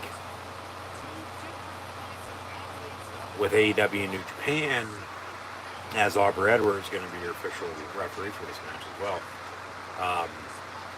You know, for the crossover at least, there's nothing really that, you know, was going to be intriguing to actually have on the show. So, I mean, they could have figured something out, but they went this route, so here we are, bell rings, match underway. Thunder Rosa, Toni Storm, former NXT UK Women's Champion. Talk about Toni Storm, New Japan Pro Wrestling. She's married to Juice Robinson, so she's been with the company now for a couple months. I don't remember exactly when she debuted, but yeah, there's that. So we'll see how this match goes. But I mean, man, after this, the final 4 matches of the evening, I mean, are you kidding me? Like, these next 2.5 hours, we're going to have Zack Sabre Jr. and the mystery opponent, Will Ospreay and Orange Cassidy, a fatal 4 with Jay White, Okada, Hangman, and Adam Cole, baby, along with Moxley and Tanahashi. And that'll be for the interim AEW World title. So, like, saving the best for last, for sure.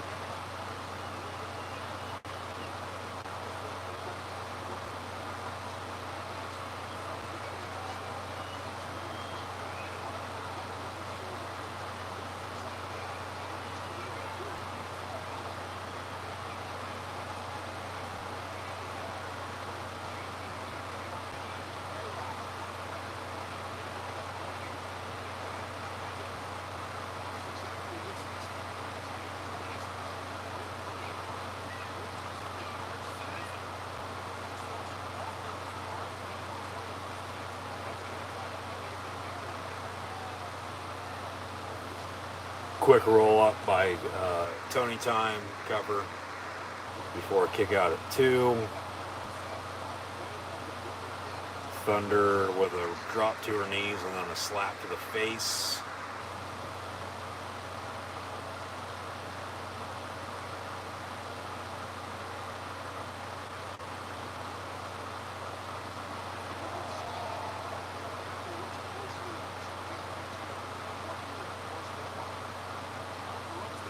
And then Tony with a kick and then a, technically even wasn't even a pinfall.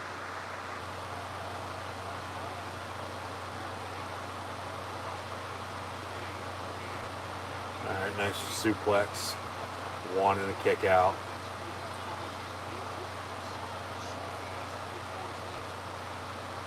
If Tony would win the AEW Women's title tonight, she would become the first former WWE woman to win the AEW Women's World Championship, right? Because they had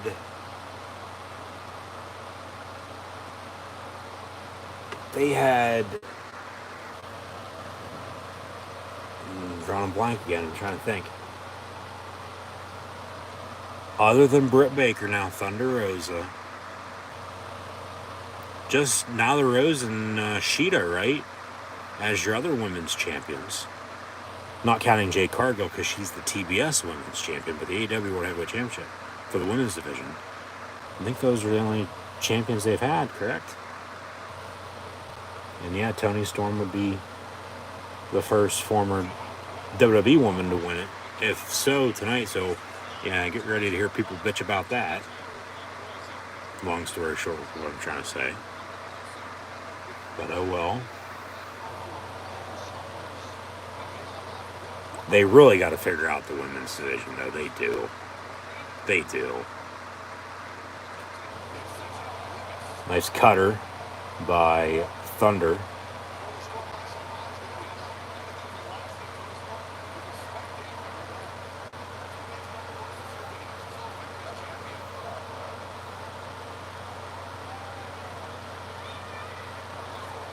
Double knee. Slow clap from the crowd.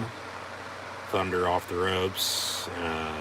Kick to the back of Toni Storm, who was wrapped up in the ropes. And then a kick right to the chest.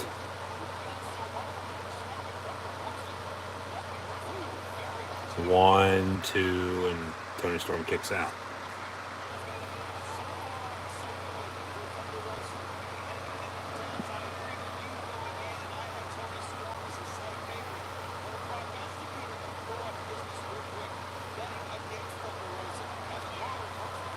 One, two. Big stomp right to the gut. Another one, two, and a kick out again. There's a lot of near pinfalls in this match. But what's new? You get that with Thunder Rosa. She's a lot like Johnny Gargano. A lot of near pinfalls in both of their matches.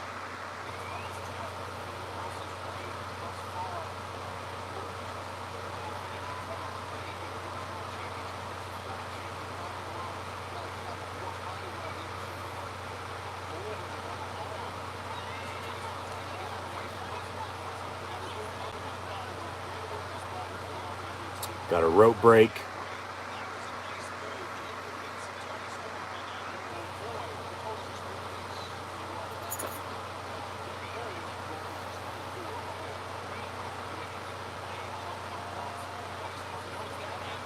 Running DDT now. Thunder reversed it and nice suplex there ringside.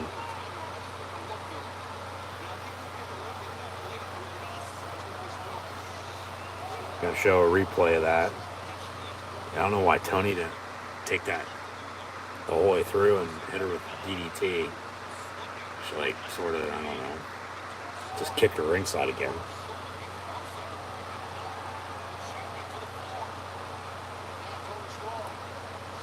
Toni Storm up top.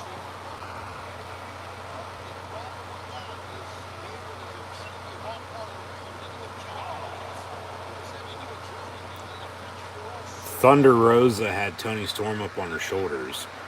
Was gonna... If they had a table set up ringside, it would have been perfect, but they didn't. Toni then reversed it, suplexed her on the ring apron,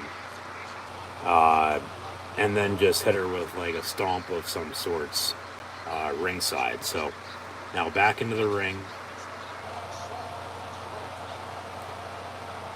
And she smacks her ass into the corner. And as Thunder Rosa gets a face full, there's the running DDT she should have hit ringside. She hits it in the middle of the ring. Cover, 1, 2, and a kick out.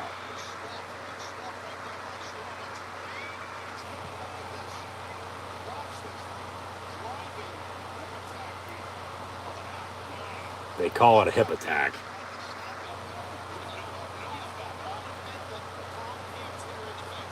But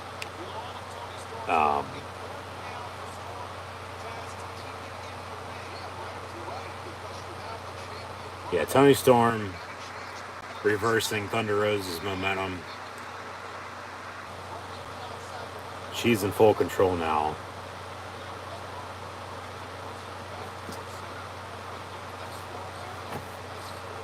There's a code breaker.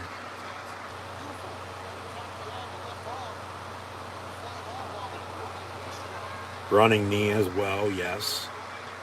Now up on the shoulders of Thunder Rosa's Toni Storm. Jesus Christ. Watch.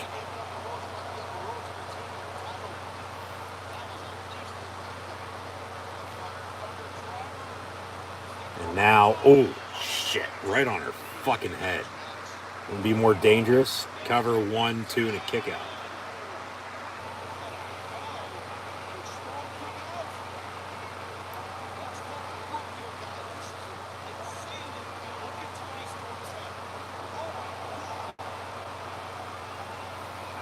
How the hell some of these people move after all these maneuvers that they do. Other than, of course, adrenaline. You push through it because you're on a high.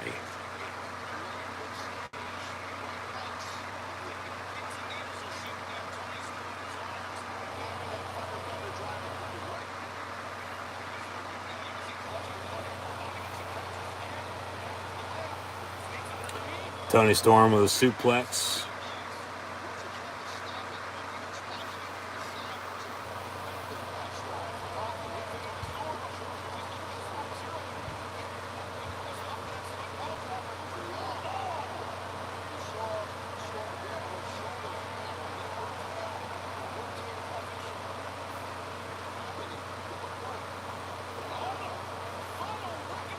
Cover 1, 2, 3.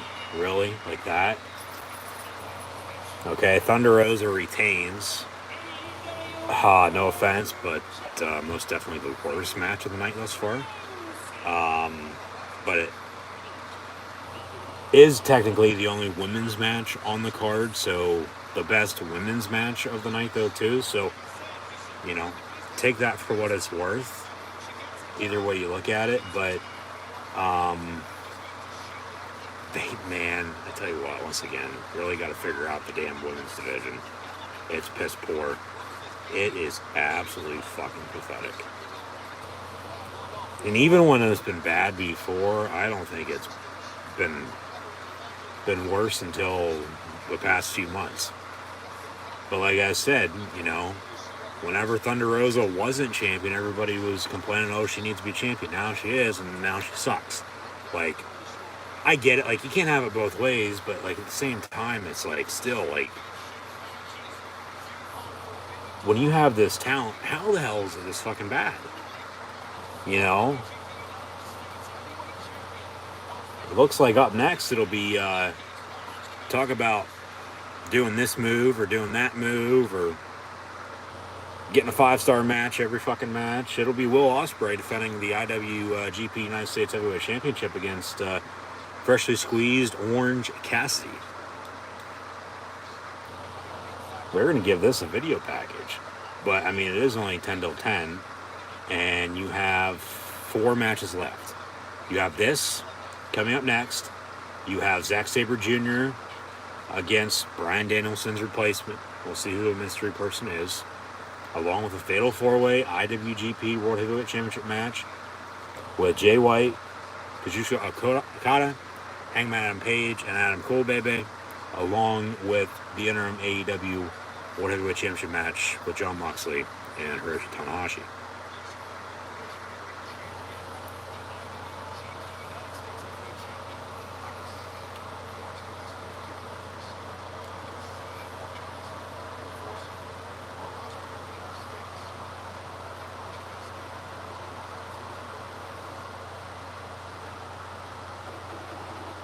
Oh, here comes good old JR. Here's Jim Ross. They're saving him for the last 4 matches, are they? Touchdown, Oklahoma.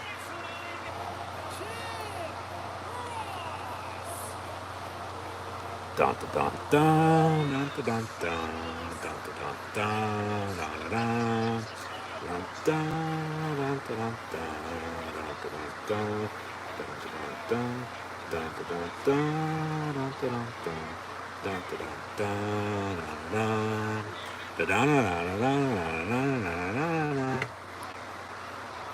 JR on commentary now with Excalibur, Taz, and Kevin Kelly. Here comes Orange Cassidy. They've done a hell of a job thus far. JR coming on for the final 4 matches here tonight. Final 2 hours, basically, because these will be half-hour matches. They'll go to midnight. Yeah.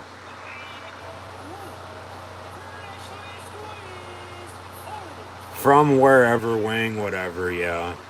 Orange Cassidy.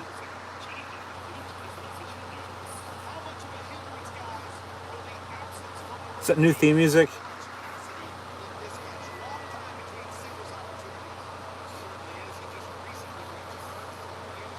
Doesn't sound like it. But yeah, it'll be Orange Cassidy and Will Ospreay here.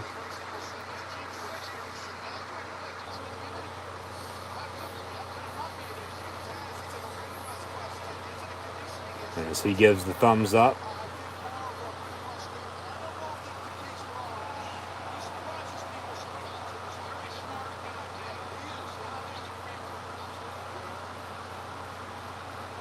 Of the United Empire, Will Ospreay. Remember, Great O'Khan and Jeff Cobb lost earlier. They're no longer your IWGP World Tag Team Champions. That's FTR, as they're your Ring of Honor and IWGP Tag Team Champions. Here comes Ospreay.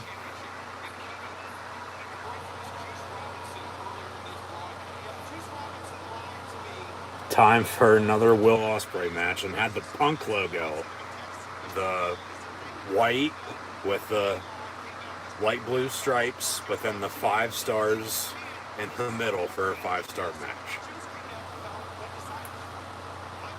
Cockiness and all, Will Ospreay defending the IWGP United States Heavyweight Championship against freshly squeezed Orange Cassidy.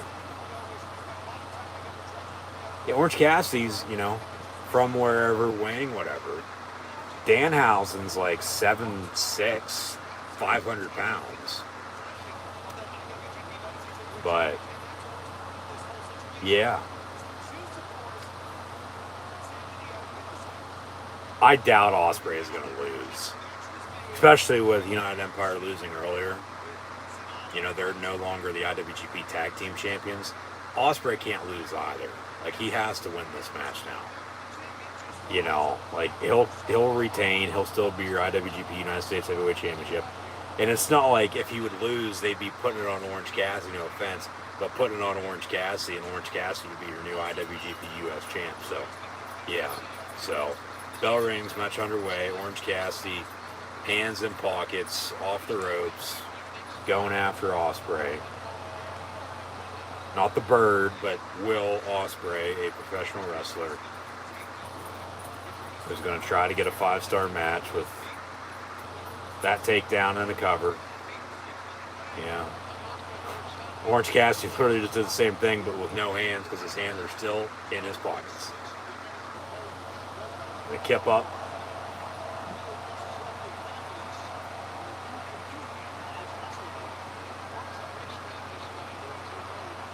And now as Orange Cassidy's basically just mocking them.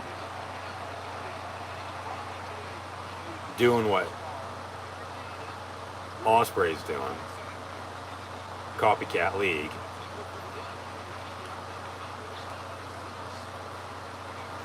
Ospreay acting as if he's like a knight in shining armor who's about to become king. But, well, he is part of the United Empire, so...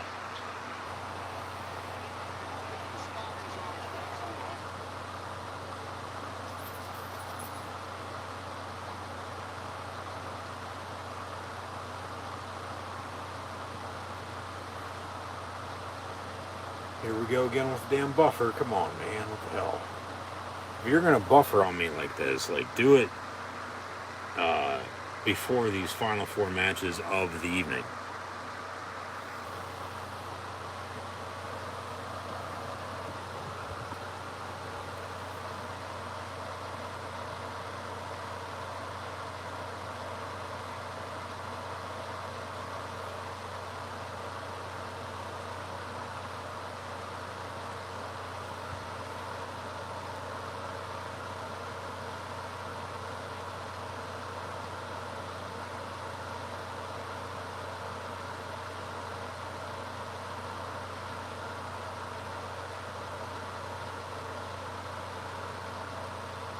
But we'll get back to it here in a second. Just, of course, stand by. And once again, thanks for tuning in and listening.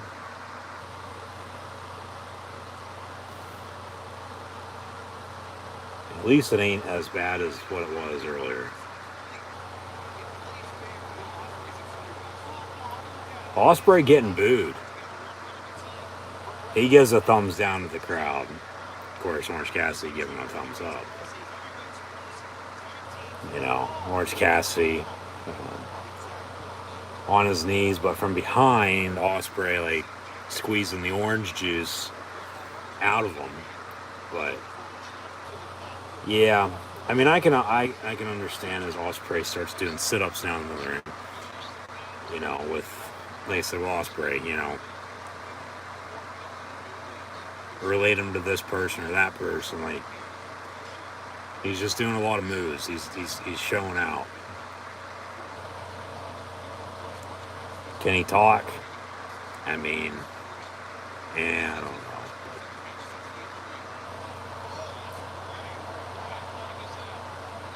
I think he's got a long way to go to get to the top if he ever wants to get there. You know, because he's no, Jay White, who is the IWGP Heavyweight Champion right now, along with, you know, all the other Japanese wrestlers in New Japan, along with here in the States, or even elsewhere for that matter, you know. Like, he's up there, but, and he's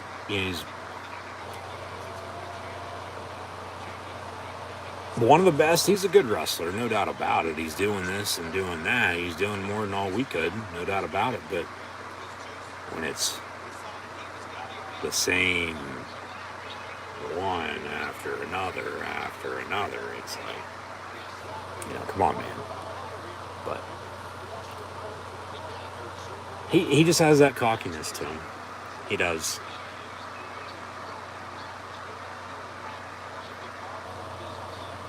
He's like sort of the Dan Marino of New Japan Pro Wrestling right now. Even though he is the United States champion.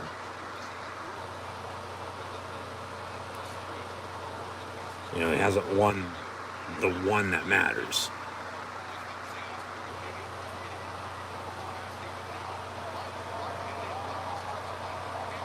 Orange Cassidy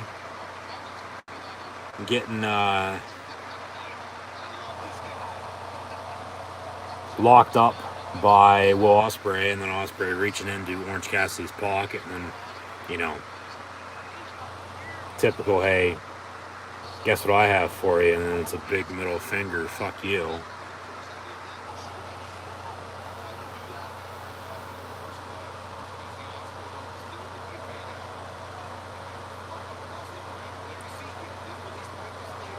Orange Cassidy's starting to fight back, but it's been, for the most part, all Will Ospreay in this match.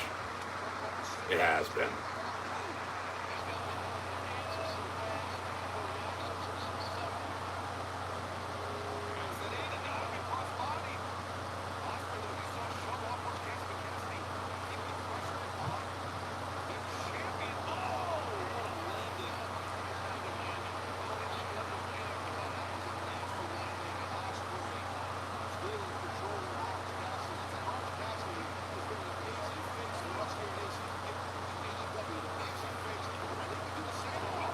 Ospreay off the ropes.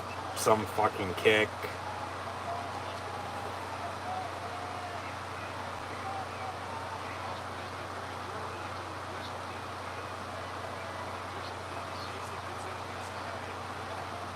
Gonna go up top. And he's got his posse ringside too, by the way. Where Orange Cassidy doesn't have anybody because best friends aren't best friends anymore. At least not right now, they're not. 1, 2, and a kick out.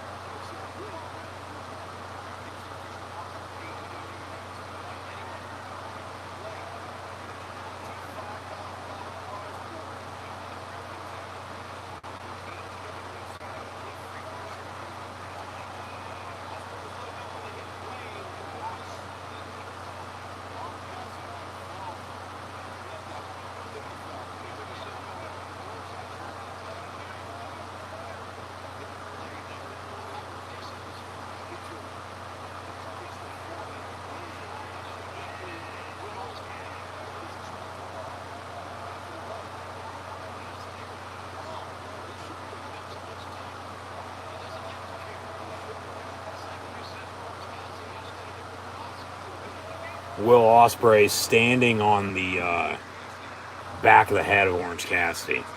Just like, hey, try to do something, dude. Like, you can't. Now he's kicking him in the face.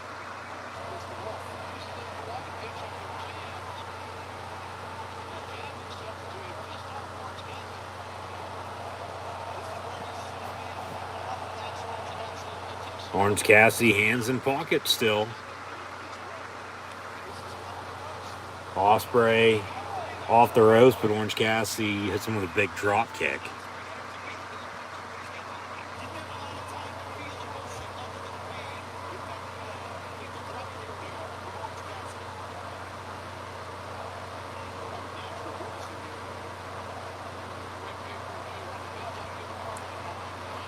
Freshly squeezed chant, Orange Cassidy with a kip up.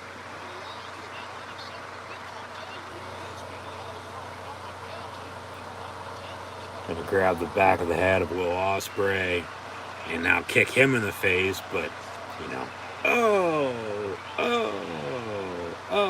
you know, how Orange Cassidy kicks, he barely kicks it. Now kicking him in the legs, Will Ospreay, nice big right hand. Super kick by Orange Cassidy. Now he's really kicking him in the face. More so the forehead.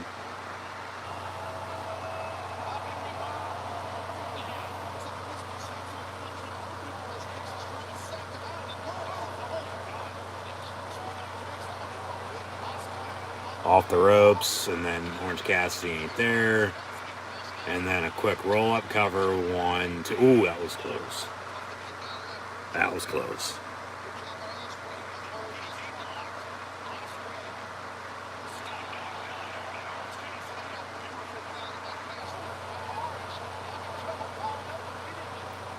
Orange Cassidy, nice big slam. 1, 2. Another close call there. Some fans got a Tony Khan face sign in the crowd that I just saw for the first time about a couple rows back. It's not that big, but yeah. Wasn't expecting to see that. Because it's like a shocking, like, oh my god, Tony Khan expression face.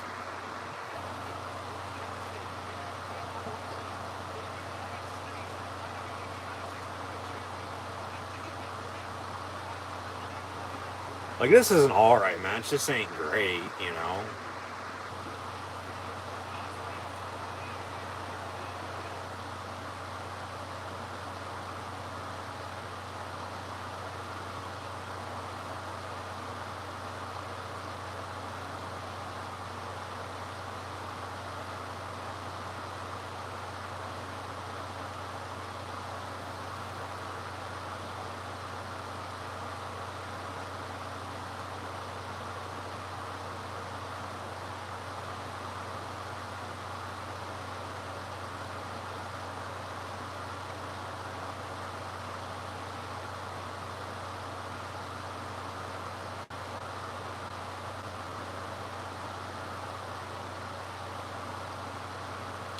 But yeah, so I mean, we'll see how this finishes up.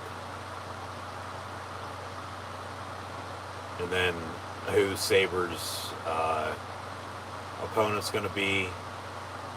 If it's not going to be Bryan Danielson, like, he could still wrestle, you know, because it's been a ploy to, okay, who the hell is going to be his opponent since he can't wrestle, but it still could be him. I doubt it, but you never know. But yeah, the final two matches of the night, like, just going to tear the house down. That's what's going to make people forget about everything that happened beforehand and get people talking going into Blood and Guts on Wednesday and oh shit, we need another Forbidden Door event next year.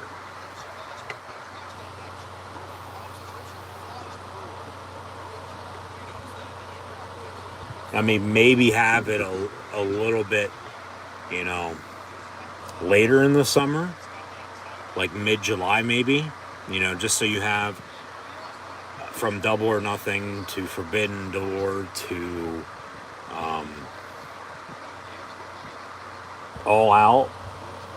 But I mean, you know, they can have their one big TV special a month or one big pay-per-view as well with the four that they have. Because you start at the new year, you have the New Year's Smash. Then you have Beach Break. You have Revolution. You don't really have anything in between Revolution till Double or Nothing. And that's from early to mid-March until Memorial Day. You know, they try to do the St. Patrick's Day Slam event or, you know, Blood and Guts. Then they sort of, because of how everything was going, pushed it back, and now it's going to be Wednesday, so now you have all this at once. I mean, you work your way around it, of course, no doubt about it, but Blood and Guts, yeah, that's like your late April, early May show. You have Double or Nothing.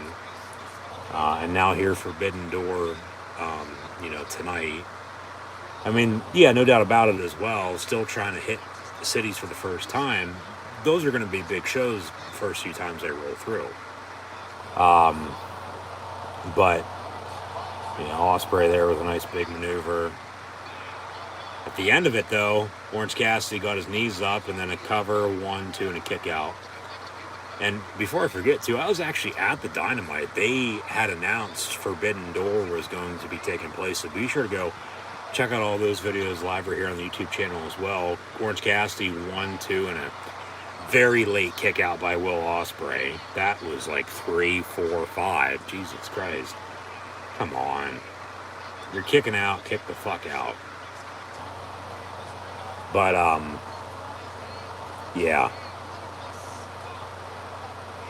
And we'll see, of course, if they still do. I mean, they had Road Rager a couple weeks ago. We'll see if they still do Fyter Fest and Fight for the Fallen. They're going to have something in or at the lake when they're in the land of 10,000 lakes coming up shortly. A nice cutter there by Ospreay. Praise off the ropes. Another one. Cover. 1, 2. Kick out at 2.5. You know, Grand Slam in September. They have their anniversary show in October for, you know, when they first came on TV, of course. And then it's Full Gear, and I mean, your winter is coming in your holiday bash before you do it all over again. So 1, 2, another kick out. Yeah, the one a little bit ago, it was no doubt about it, 3. Will Ospreay from behind with an elbow. That'll probably do it. Cover. 1, 2, and another kick out. So a lot of near pinfalls here at the end of this. Crowd loving it that Orange Cassidy kicked out. And now Ospreay 1, 2, 3. And he retains his IWGP United States Heavyweight Championship as expected. Doing a lot too much to go over. Doing this move, doing that move. Missed a kick out at 3. It was like 7.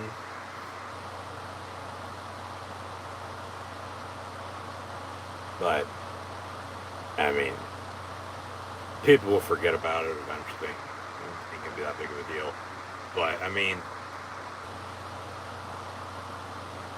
honestly, how much longer is he going to be able to be doing all these flips and all these different maneuvers and shit like that? I mean, he's a good wrestler, but, like, he's going to have to change it up a little bit, you would think, rather than keep this doing over and over and over and over again. All the same shit. And now United Empire hovering over Orange Cassidy. Somebody's coming out, if I'd have to guess. They're going to try to rip the jeans, rip the pants off of Orange Cassidy. Now they're stomping them all to hell.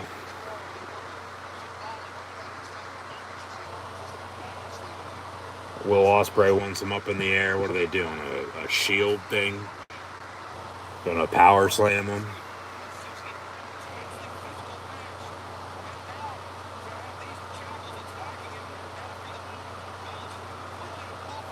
Yeah, somebody's coming out. Yeah. Here comes Roppongi Vice, part of Best Friends, beating up United Empire. Okay, so they'll continue that for New Japan. But FTR, remember, they won the winner-take-all tag team title match earlier. United Empire throwing Orange Cassidy and Roppongi Vice, best friends, if you will, all over the place still. So they're still going to have somebody come out to, you know... Oh, shit. Yeah, what the hell's right?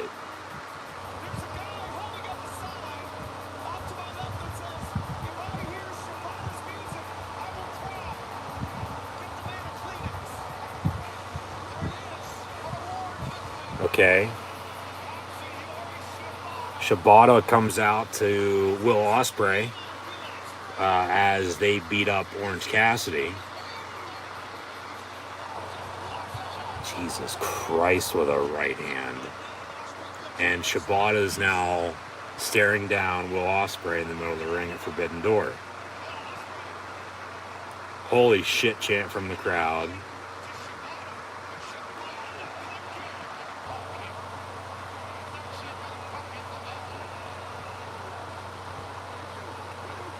So this is the first big, not necessarily debut or return, you know, it's a cross-promotion show, you know, but somebody that wasn't advertised, I'll say that, you know, to come out to interfere or attack or help one way or another. But yeah, Shibata coming out to Will Ospreay. And Ospreay gonna run off. Go ahead and say it, JR, like the scalded dog he is.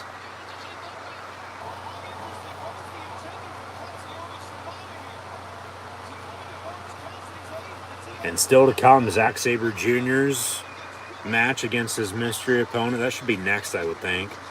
Or right after that, depending on the final 3 order here for the next 3 matches. The final 3 matches of the evening. As that will be the mystery opponent, that is, Bryan Danielson's replacement to face Zack Sabre Jr. So we'll see about that here shortly. But then a fatal 4-way IWGP World Heavyweight Championship match with, as Orange Cassidy puts the sunglasses on Shibata, thanking him for the help as he was getting beat up by Will Ospreay and United Empire following the loss, as Ospreay is still your IWGP United States Heavyweight Champion. But yeah, fatal 4-way IWGP World Heavyweight Championship match with Jay White, Okada, Hangman, and Adam Cole, baby, with the interim AEW World title to be the main event of the evening. Jon Moxley and Hiroshi Tanahashi. Zack Sabre Jr. and question mark coming up right now. What do we got? Yeah, they gave that 25 minutes with entrances and the beatdown and all this, post-match stuff after.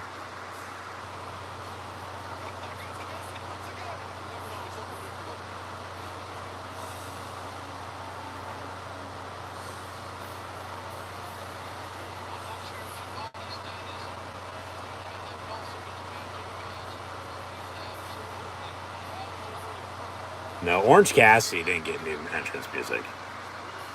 It was the Danhausen entrance music for the Ass Boys to run off earlier is what was different.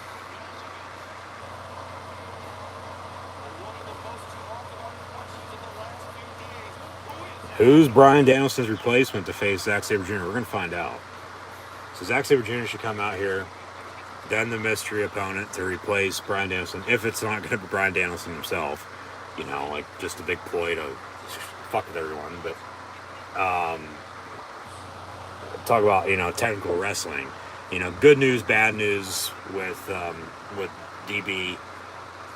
He's injured, as it seems like everybody else in pro wrestling right now as well.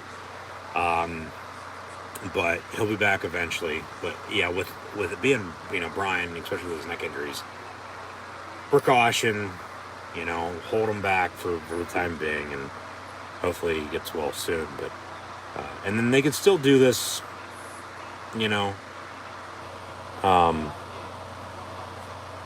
Zack Sabre Jr. Bryan Danielson match at a later date, along with all the other matches they were planning on, but because of injury, they had to put them on the back burner. They had to scrap it for tonight.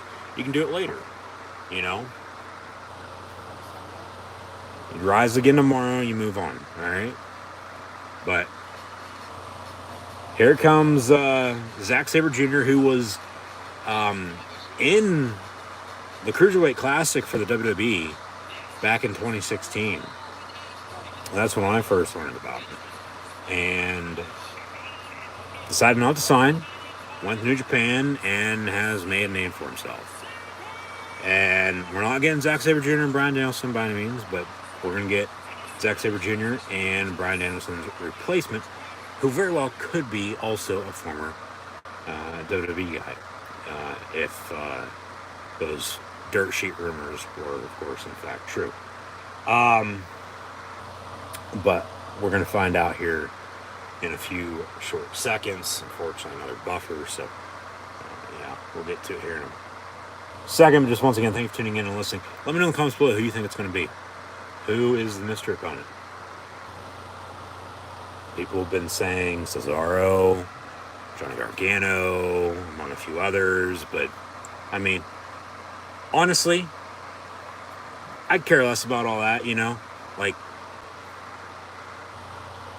that's why you watch, and then that's where the excitement's at. Like, oh shit, not having already, known it, beforehand. Because then it's like, what's the point, when you already knew? So, especially when some of it's wrong, especially as of late, no offense, but I mean, come on now. Like, that's why you don't believe shit until you actually see it happen. End of story. Alright, so yeah, we got a buffer here. Zack Sabre Jr. was coming out. Hopefully I'm not missing anything. I probably am at this point.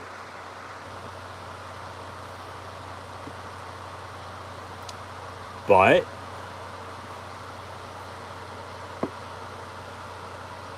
yep, guess who it is? It's Cesaro.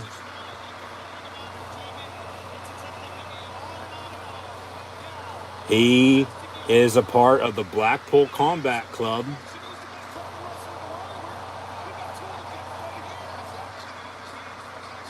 Claudio, with the shaved head, has the beard, but yeah, he's Zack Sabre Jr.'s opponent. This match will be damn good.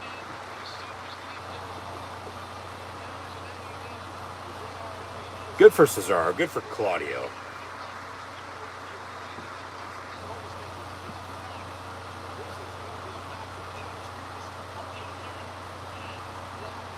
And he's officially a part of the Blackpool Combat Club. So it'll be Moxley, Bryan Danielson, and Claudio in the Blackpool Combat Club. And probably still Wheeler Yuta Jr. I was going to say Wheeler Walker Jr. 1-2. Could have been a very quick match. Claudio with the win over ZSJ, but he kicks out. So, yeah. Match going to roll on. So, yeah. Claudio's in AEW, formerly known, of course, as Cesaro. Claudio chant from the crowd.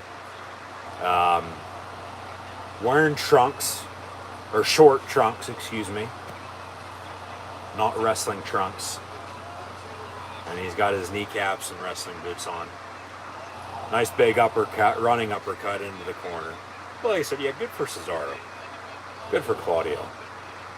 As he fist bumps some fans. Doing his... Alright. Boom, boom, boom. But yeah, it'll be Moxley, Bryan Danielson, Claudio, and we'll see if they keep Wheeler in it or not. I mean, they could. I want it. Because for your factions, your groups, 3's plenty. 4 might be a crowd every once in a while. Especially when you have, Regal as the manager. Like, I think no doubt about it, the Blackpool Combat Club is going to win Blood and Guts over the Jericho Appreciation Society. After JAS won earlier to kick off Forbidden Door tonight, winning the advantage in the process. Claudio, formerly known as Cesaro, is now in AEW. So, taking on Zack Sabre Jr.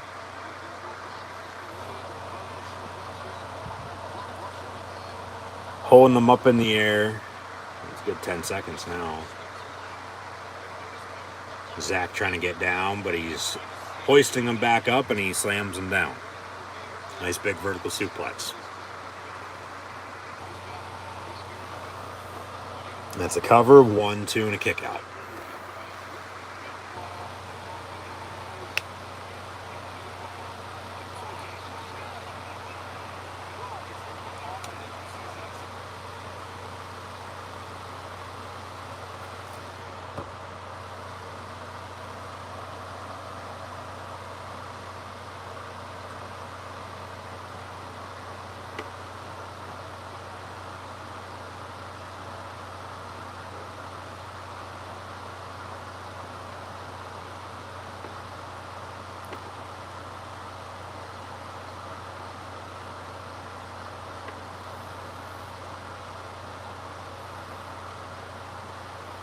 Now, of course, middle of all this, some more technical difficulties, so bear with me. Buffer, disconnect, reconnect. We'll get through it.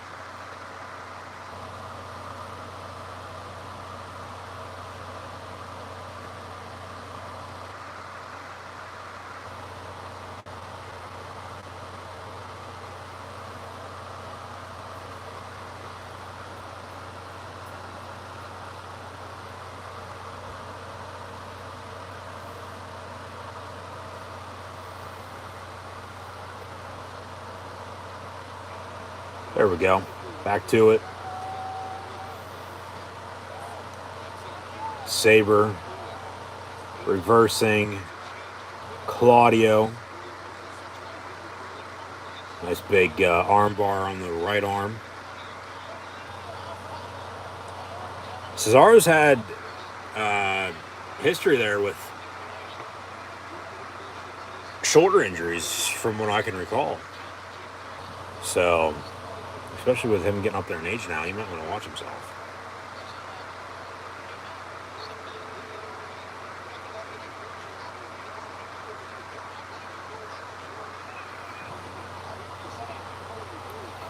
Zack Sabre Jr. with some kicks to the back of the head of Claudio.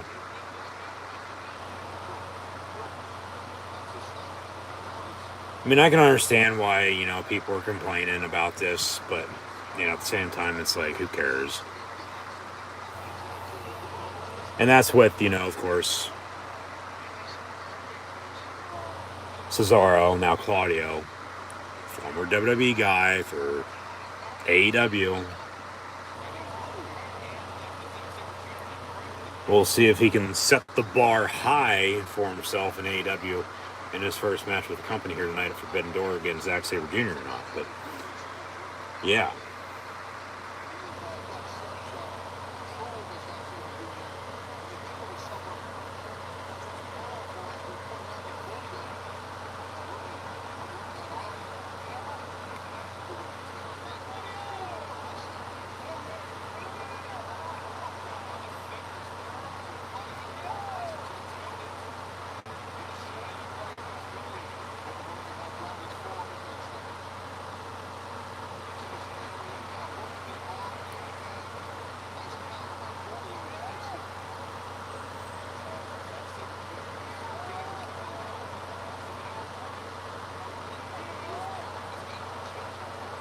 Working the left ankle is Zack Sabre Jr. More so the left leg. I mean, he's working a lot of Claudio right now. But more so not, just the whole entire left side of his body. The left shoulder, left elbow, the leg, all the way down to the ankle.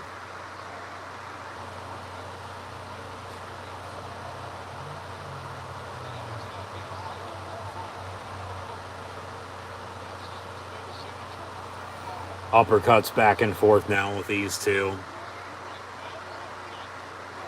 Claudio picking him up, slamming him down, but placing that knee in the middle.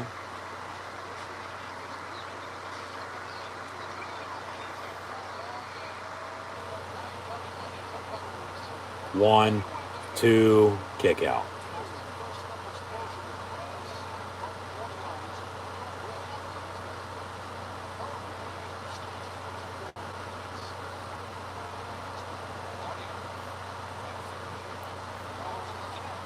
Zack Sabre Jr.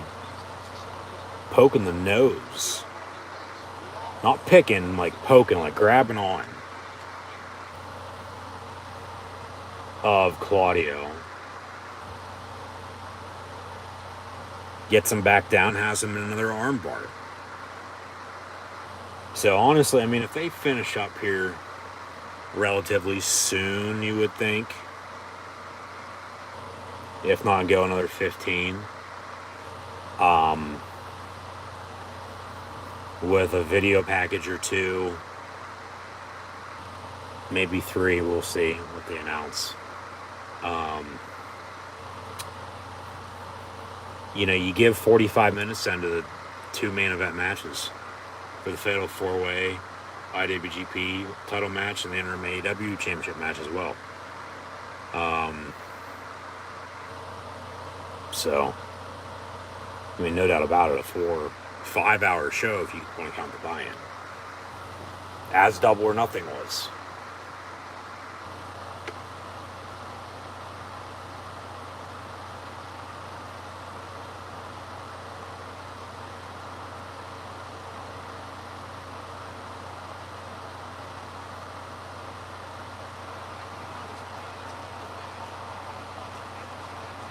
Oh, I didn't notice the turnbuckles.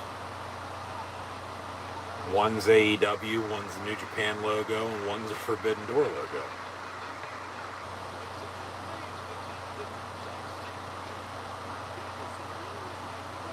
Because they're working into the corner right now.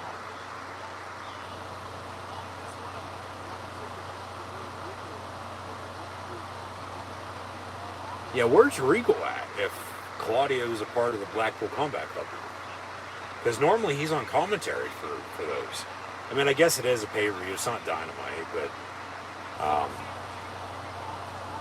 I wonder what his nickname for Kevin Kelly would be, because like he calls JR, JR, Shivani, and then Excalibur's the man in the mask, so.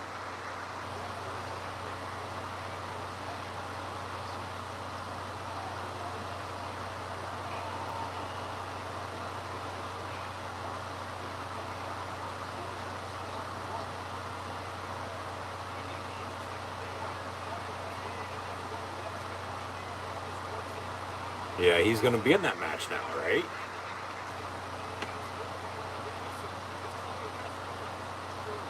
Yep.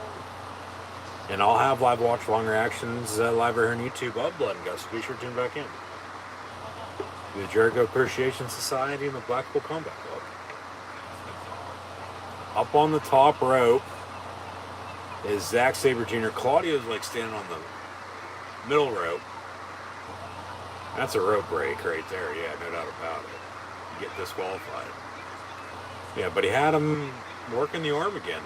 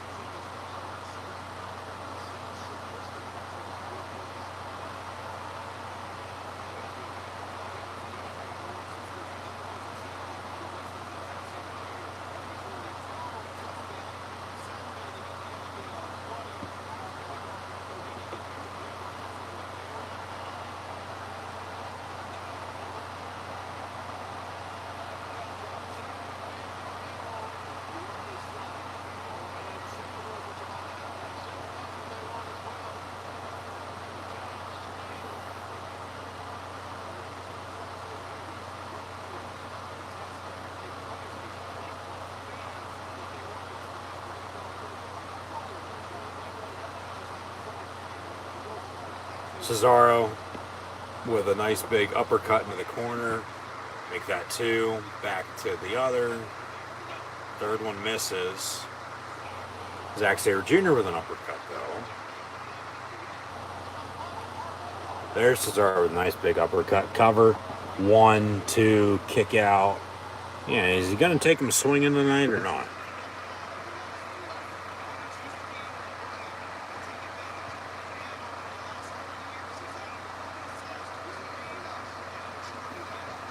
Yeah, here we go with the swinging. Cue up some John Anderson while you're at it. As Claudio is going to take Zack Sabre Jr. for a little ride. 1, 2, 3, 4, 5. Only 5 right there.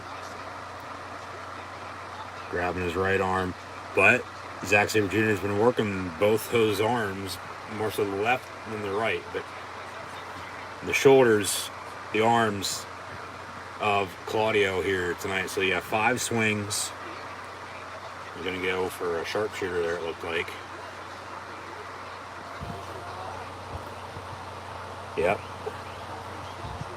Here's a sharpshooter by Claudio on Zack Sabre Jr., but he rolls it through. And now reverses it.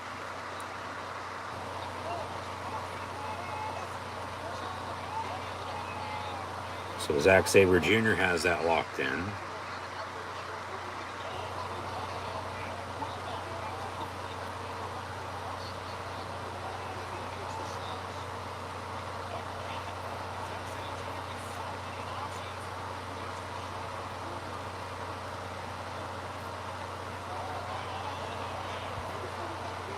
Figure 4 locked in. Zack Sabre Jr. has a figure 4 locked in on, well, he's sort of twisting it on the side, but it's a figure 4 on Claudio.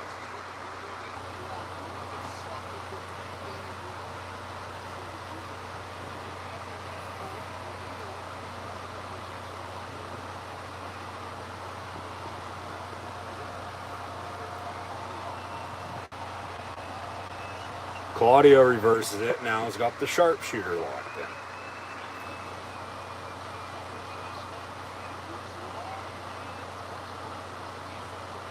Nice big stomp to the chest. 1, 2, and a kick out.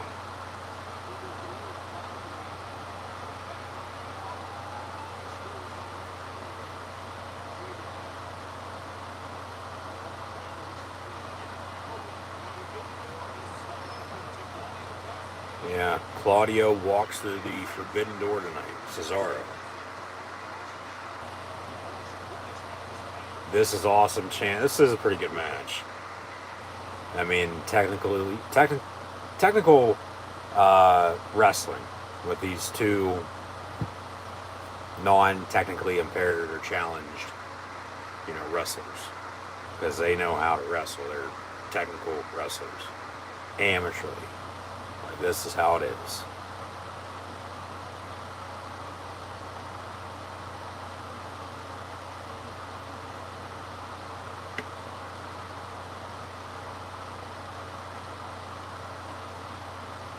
And now another buffer during this match. Starting to act up again like it did earlier. Oh, come on, man. Okay, there we go.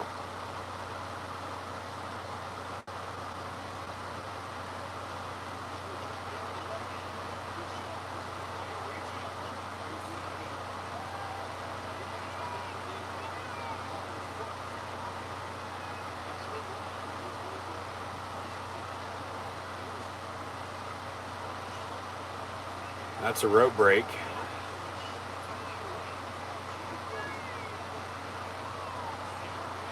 Zack Sabre Jr. is coming close to getting DQ'd. Hazmat suit. Bryce Remsburg's counting to 5 twice in this match for a rope break. Cesaro once again holding that right arm. Hopefully he's okay.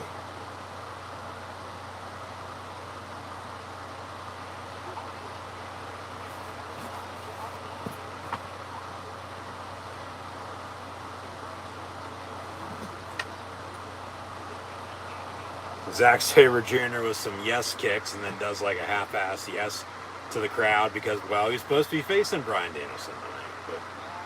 But injured, Claudio replaces. Claudio tells him to bring it on.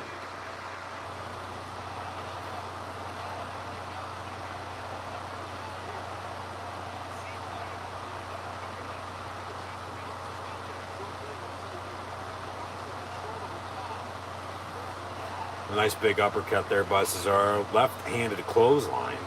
1, 2, kick out.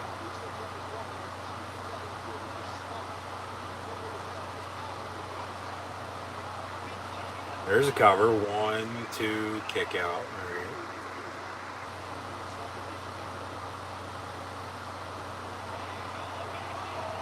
Cesaro throws him up, hits him with an uppercut. There's the big clothesline.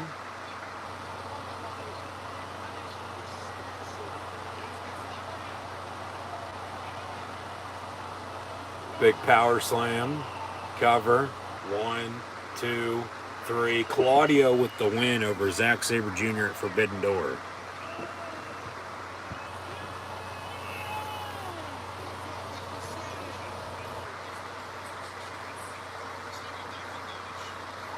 Good match. Claudio with the win. Yeah, they gave him about a good 20 minutes total.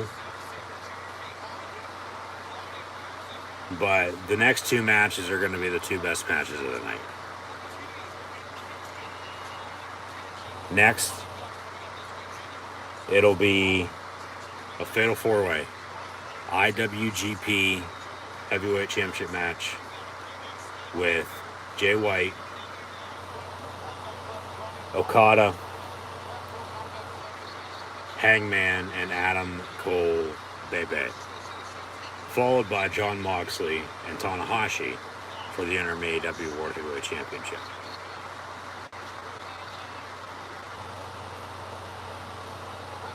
So Claudio with the win, and as he celebrates, exits the ring.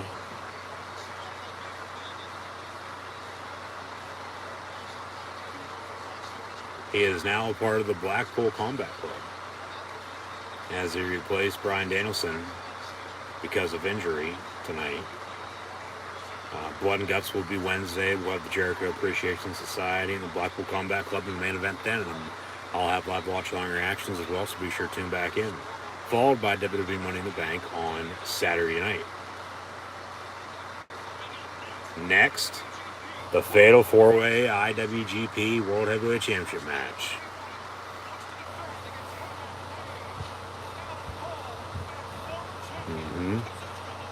Jay White, Okada, Hangman, and Adam Cole. Baby, here's the video package. Okada came out on Dynamite last week, which was pretty good. I was thinking, okay, maybe they'll do a tag match with Jay White and Okada, even though he just beat him. Or, excuse me, Jay White and Adam Cole against Hangman and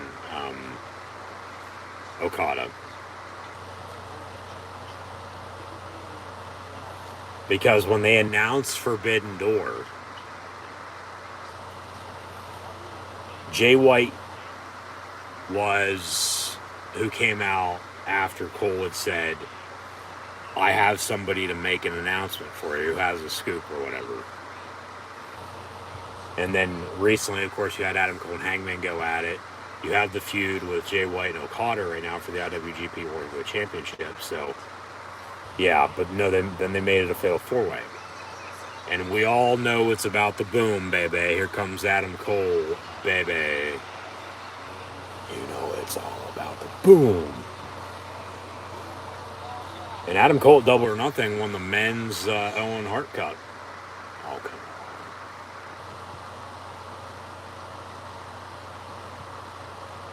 Don't freeze on me now.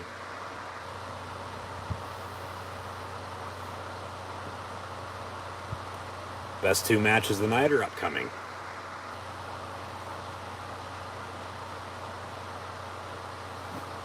I mean, I guess we could do the boom and once again the Adam Cole baby, because it seems like anymore, at least, we never get to see his entrance for some unknown reason.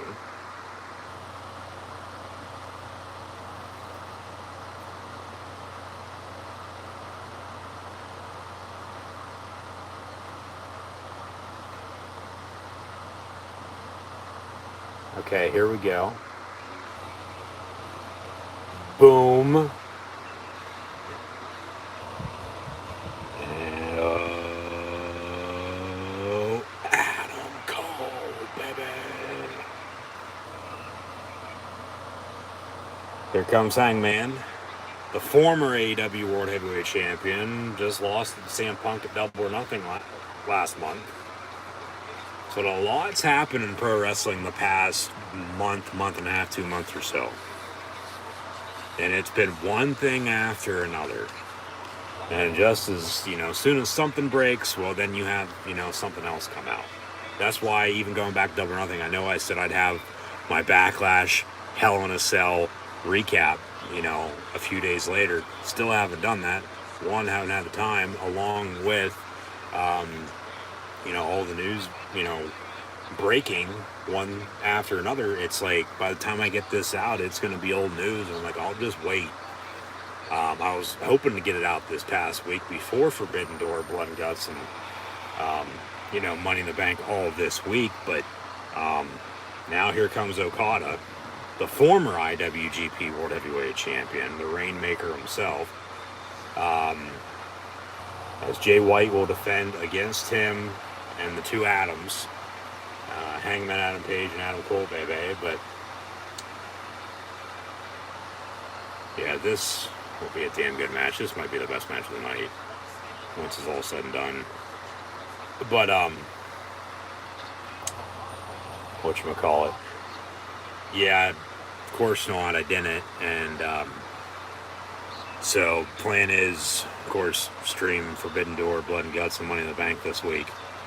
And then sometime between then and SummerSlam at the end of July to get that video out, of course, before football season begins, along with attending a few more wrestling events. So be sure to keep an eye out for some videos from those as well. Be sure to hit that red subscribe button, notification bell next to it as well if you haven't done so already. Like, follow, and subscribe.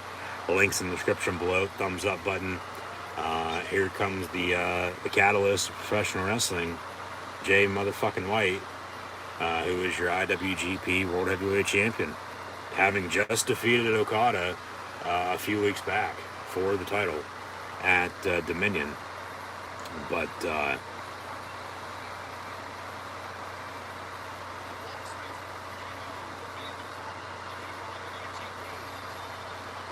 we'll see how this match goes. But yeah, that video, a recap of a lot of wrestling. It's going to include Backlash, Double or Nothing, Hell in a Cell, Forbidden Door, Blood and Guts, Money in the Bank, along with discussing, a few superstars with Roman Reigns, CM Punk, Cody Rhodes, MJF, Vince McMahon, and all the news that's been released recently. So believe me, I'll get it done when I get it done, and I'll get it released. So just keep an eye out for it. But I have a thumbnail all ready to go for it. I just haven't had time to sit down and record and talk about it. So your 4 competitors are in the ring. It'll be Jay White,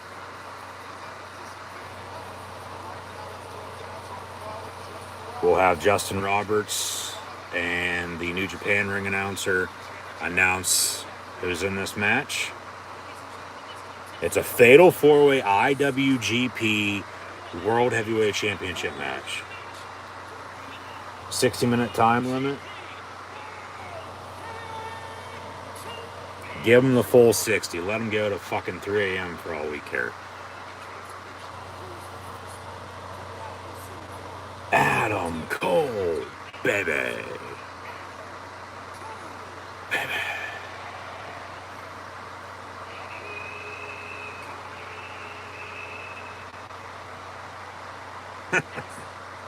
Yeah.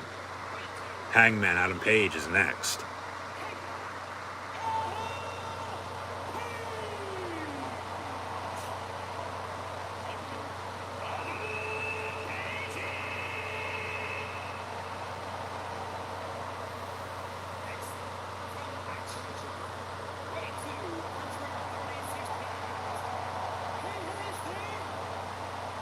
The Rainmaker.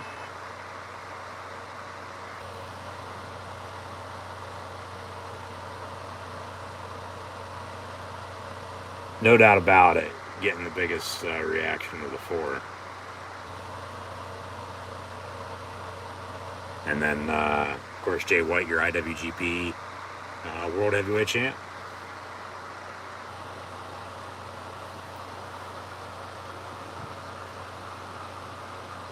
I think either Jay White's going to retain or they're going to put the title back on Okada.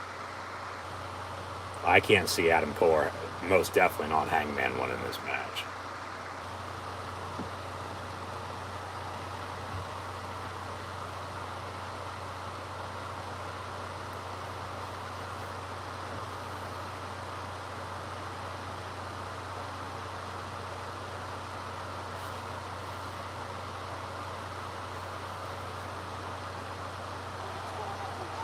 So here we go.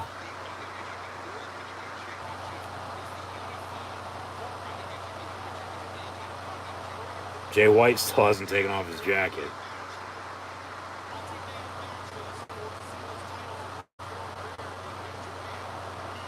Bell rings, match underway, here we go. Holy shit chant right off the bat. And in the meantime, just as the Golden State Warriors won the NBA championship, the Colorado Avalanche, for the first time since 2001, will win the Stanley Cup final, defeating the 2-time defending Tampa Bay Lightning, winning the cup in 6 games. So basketball's over, hockey's now officially over. It's been baseball season, but turn full attention to that now, as wrestling's all year long, and it'll be football season before you know it. But in the meantime, a fatal 4-way IWGP World Heavyweight Championship match with Jay White, Kazuchika Okada, Hangman Adam Page, and Adam Cole, baby. Jay White, in the meantime, rolling out of the ring, doesn't want anything to do with him. Gonna let Adam Cole roll out of the ring now as well.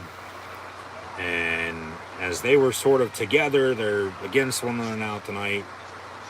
Hangman wanted Okada, and he's going to get him one-on-one in the middle of the ring to start things off. All right, here we go. Co-main event of the evening, a fatal four-way with Jay White, Kazuchika Okada, Hangman, and Adam Cole, baby.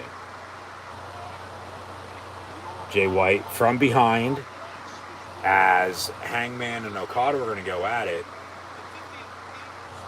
Cole took out Hangman and Jay White attacked Okada. So go back to the Adam feud with those two, and then the IWGP feud with the two of them as well. So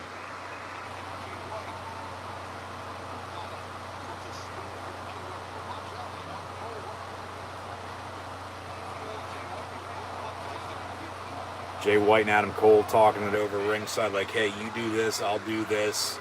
Now Hangman and Okada working together, going after them.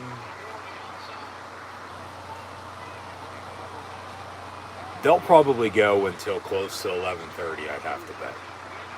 And then they'll give Moxley and Tanahashi till midnight. When really they should go to 11:30, give them 45 minutes, and then give the other match, Moxley and Tanahashi, also 45 minutes. Because these are the two big championship matches of the evening.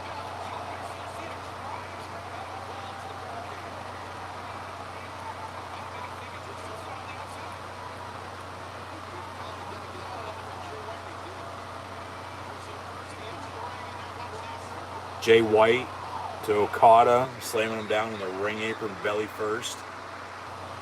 Hangman chasing down Cole up the ramp as they brought back the smaller entrance they had for the LA show the Wednesday after Double or Nothing earlier this month. So, of course, if you're sitting behind the entrance, you can still see, but just barely. And, of course, they have the LED board ramp, and then behind the entrance pockets, the holes in the corners. Double vertical suplex by Jay and the Bebe to Hangman. Boom.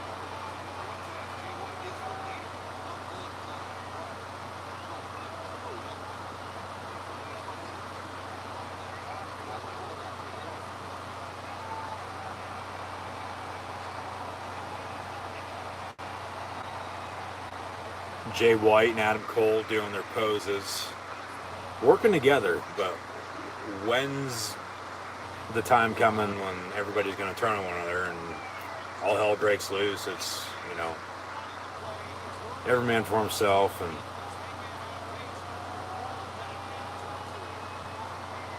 shot from Jay White to Okada into the corner with another chop. Too sweet.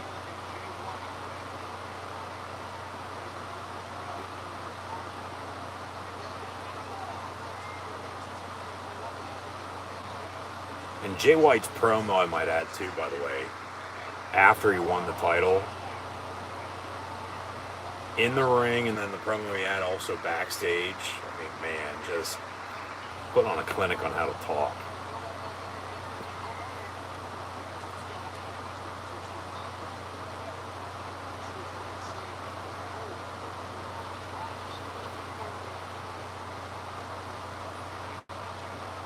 Here comes Hangman out of nowhere.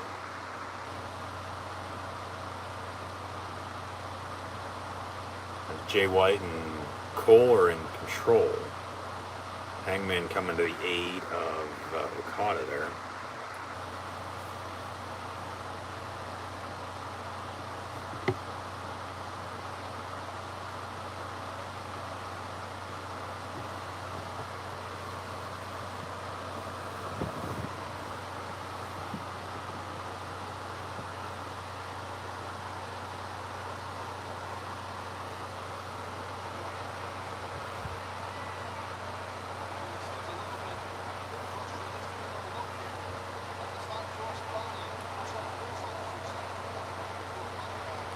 One, two, and yeah, kick out.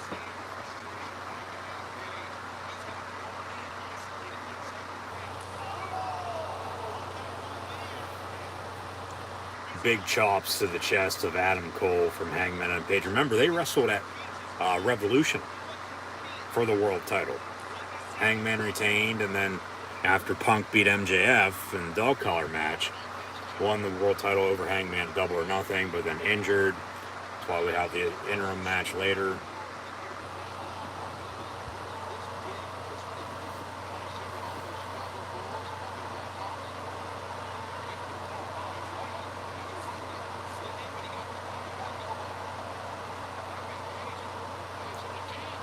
Let's go, Adam. Adam sucks.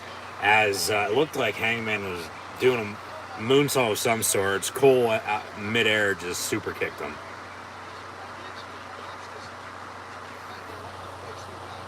Yeah, he went for a moonsault on Jay White, but then Cole super kick right to the face. Okada from behind, staring down both Jay White and Cole.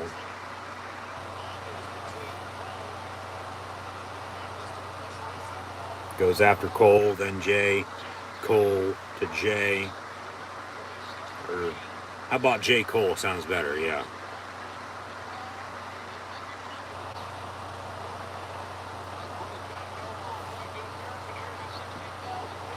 Okada with a takedown.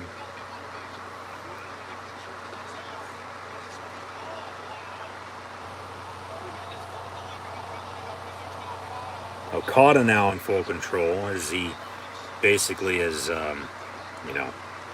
come back from the dead. As Adam Cole once did already too, but, Jay Cole there, Jay White and Adam Cole. It's been working out for them. It has. But Okada's starting to gain some momentum here.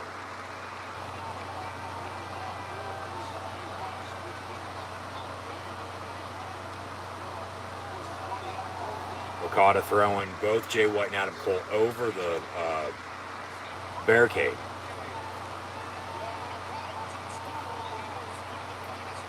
And now he's on the steel steps. He's going to run across. Yeah, he's going to run ringside and then cross body over the barricade into the crowd, taking out both Jay White and Adam Cole.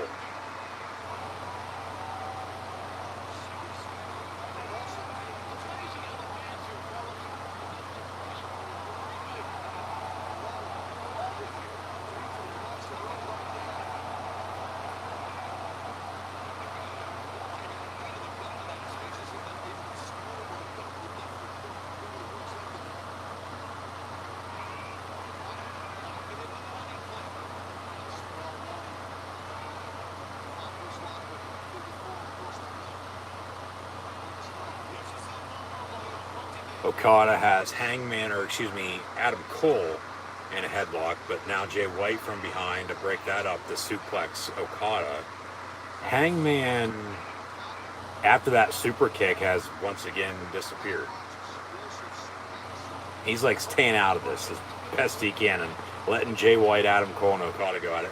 Here comes Hangman rolling back into the ring. Chop to Jay White.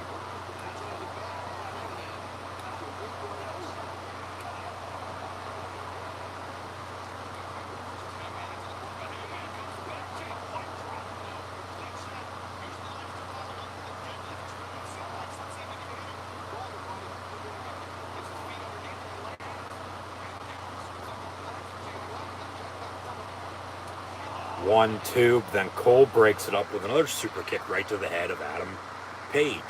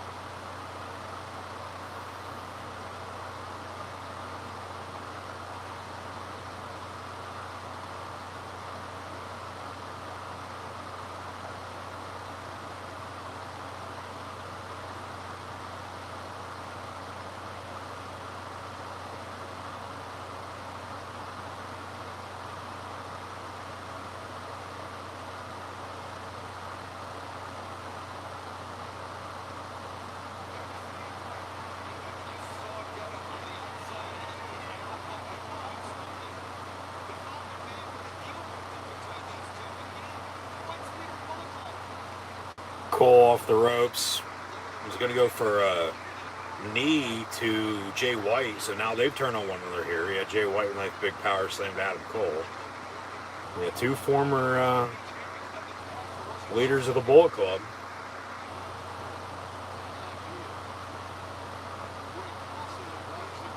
As is Omega and Balor, and AJ Styles, I might add, too.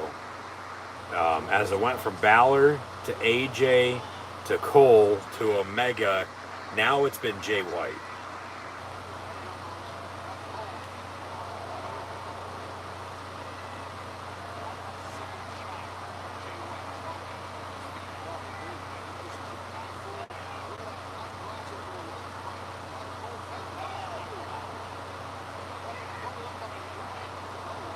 Ooh, shit. Jay White with a nice big suplex to Okada. Switchblade, no. Jesus Christ, right on his fucking head. Another suplex, and then the boom, and then drop kick with a clothesline, all four down and out in the middle of the ring.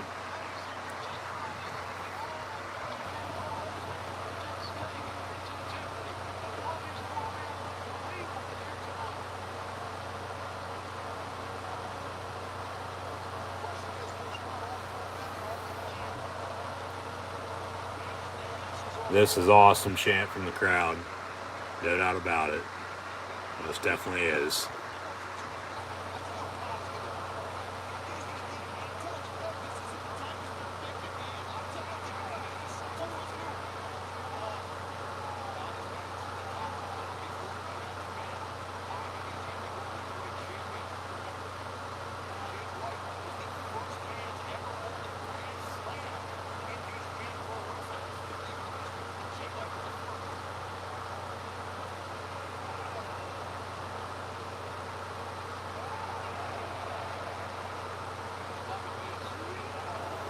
Jay White and Adam Cole teaming up. Boo, yay with the punches. Back and forth up against Hangman and Okada.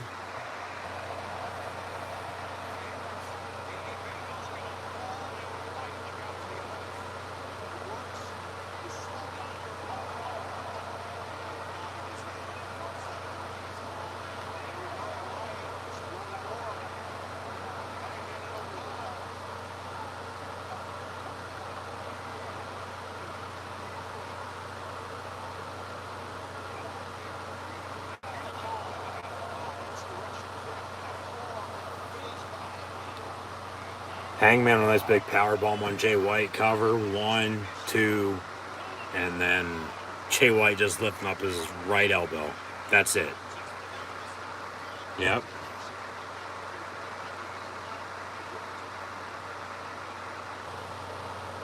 Hangman gonna go for a buckshot here.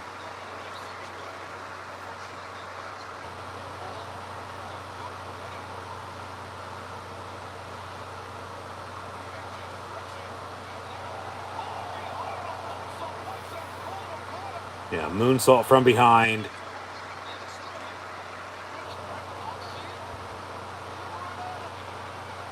And now Hangman A nice big right hand kick to Jay White as well. You go for a buckshot on the champ, misses. Jay White with switchblade, no. Hangman reverses it. Tombstone cover, nope. Gonna go for another buckshot. Tried to.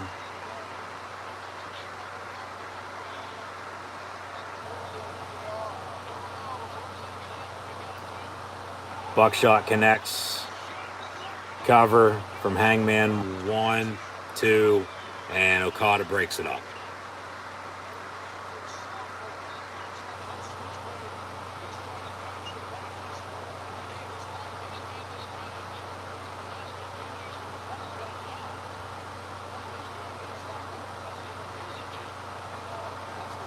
Fight forever chant. Yeah, like I said earlier, let them go to like 3, 4, 5, 6 a.m.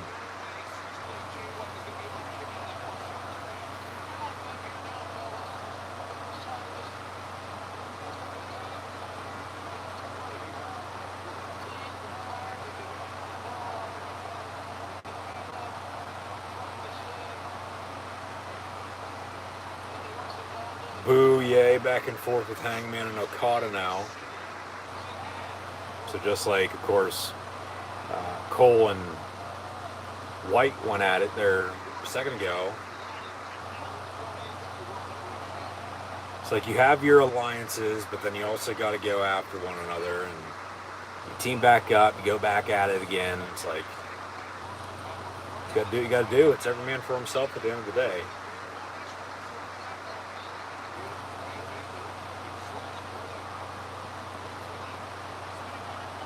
Hangman with a suplex on Okada. And now Hangman's going to go for a buckshot on him.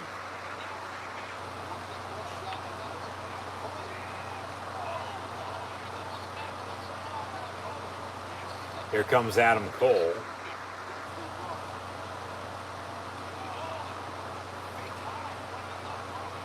Cole off the top rope. Okada catches him and then knees him down to the mat.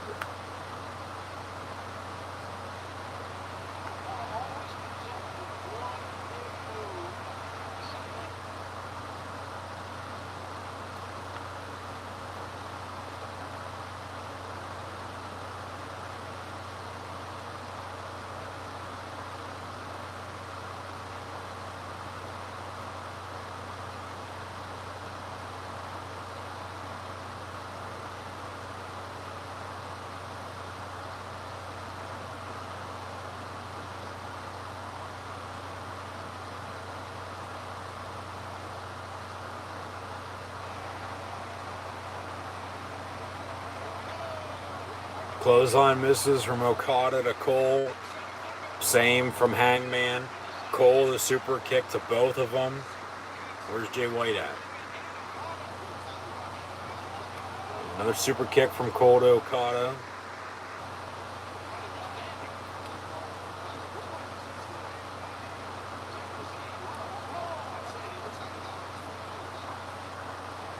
Cover, 1, 2, kick out at 2.5.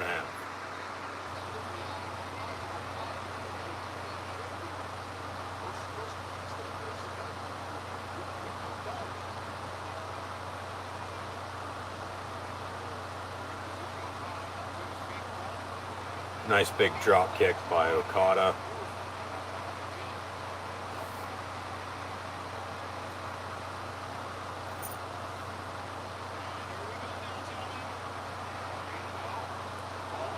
Nice Pele there by Cole. Kick as well. Here comes Hangman with another buckshot, but Cole's going to hit him with another super kick. Sort of slipped at the end of it, though.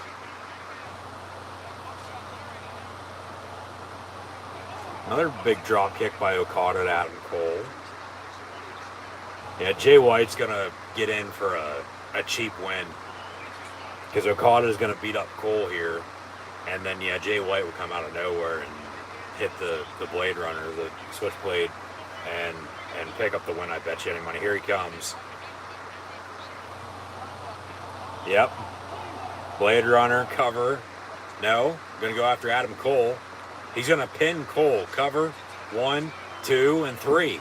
Jay White retains the IWGP World Heavyweight Championship, pinning Adam Cole in the process, along with defeating, well, yeah, they say Okada, save one-on-one rematch for later on down the line, along with Hangman Adam Page here tonight. So, yeah, good match. I mean, a little shorter than I was expecting, but still a good fatal four-way.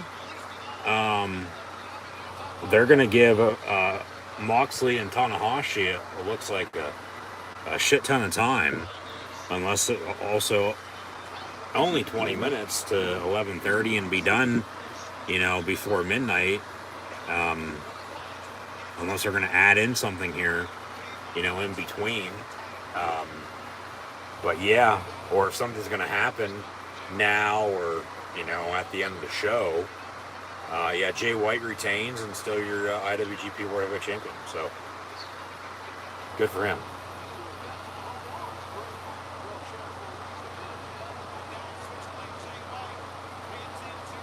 Jay White walking up the ramp. The Young Bucks, along with Red Dragon, walking out to see how Adam Cole is.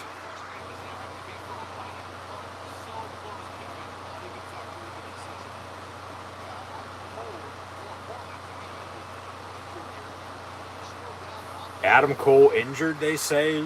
Doc checking in on him. Well, he was technically already injured to begin with.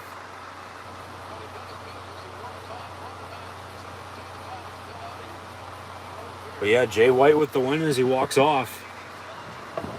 Doesn't really celebrate that much. But yeah, Jay White retaining and still your IWGP World Heavyweight Champion. So coming up, Jon Moxley and Hiroshi Tanahashi for the interim AEW World Heavyweight Championship.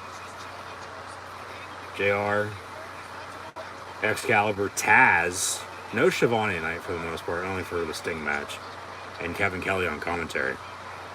And they're showing highlights of the Fatal 4 where they, of course, just wrapped up.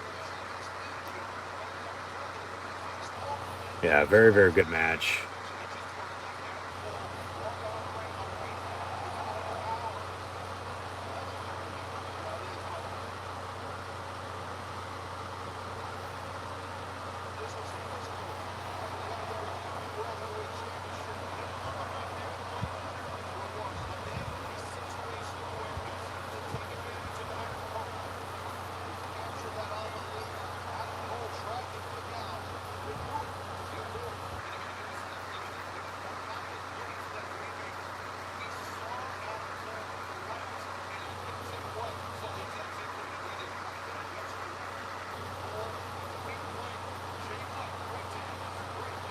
Yep. But up next, Jon Moxley and Hiroshi Tanahashi.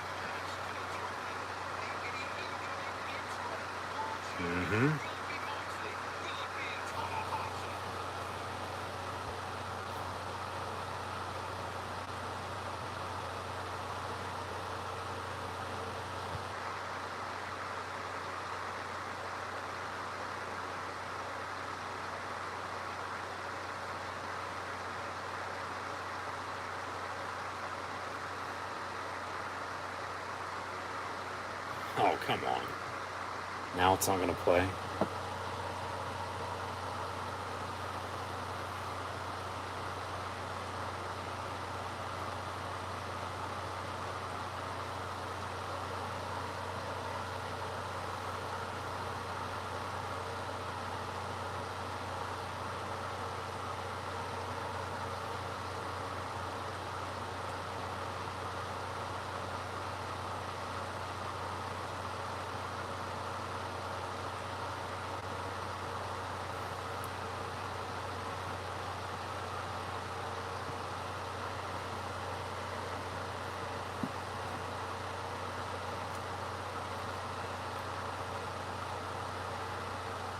Yeah, we got a buffer. I'm sure they're just showing a damn video package anyway.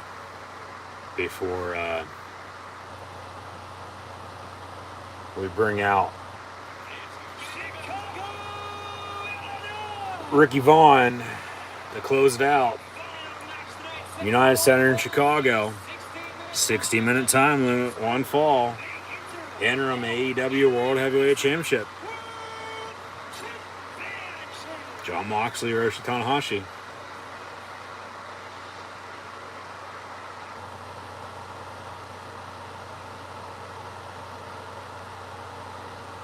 And another buffer for Moxley's entrance. Oh, come on. Not now. Let's go. Like, what the hell?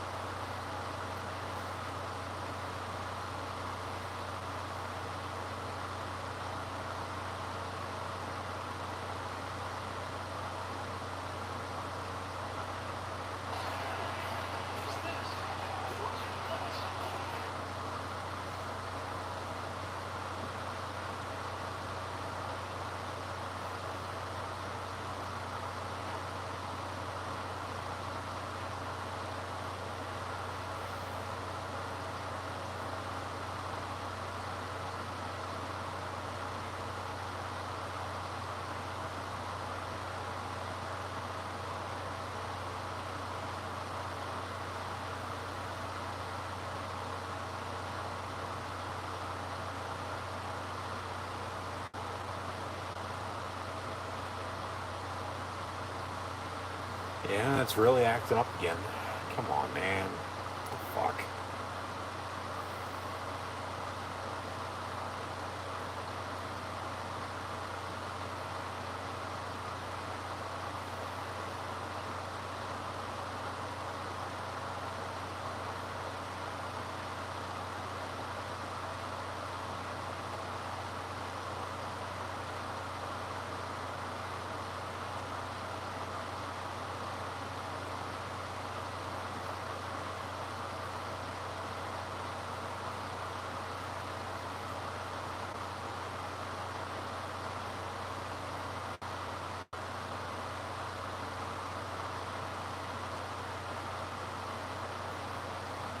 Yeah, I just got a buffer the whole way across, nothing else. During the entrances. Come on. This is bullshit.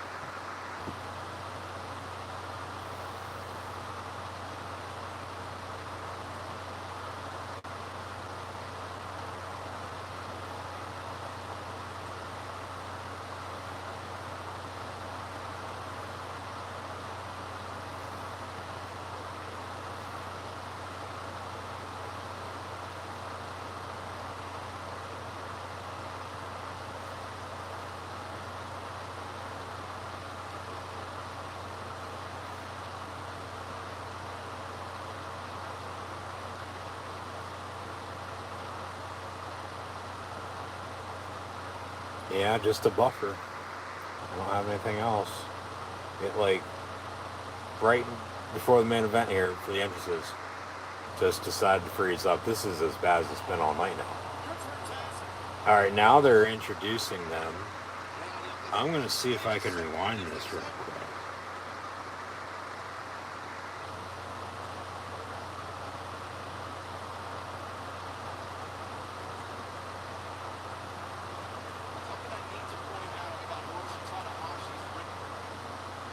It doesn't look like it tonight. Last time I could.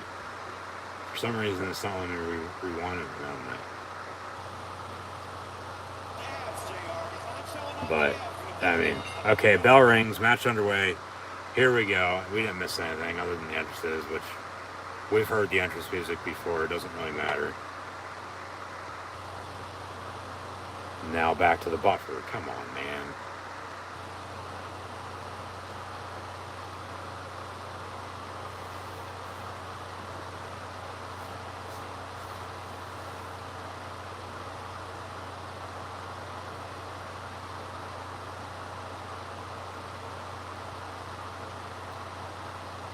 Of all the matches, why now?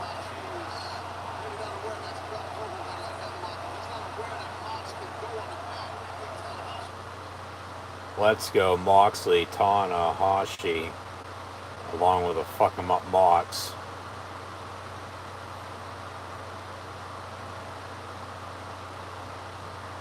Yeah, it's buffering for a little bit and it gets back to it and then buffers again. But this is as bad as it's been all night once again. Come on, what the fuck?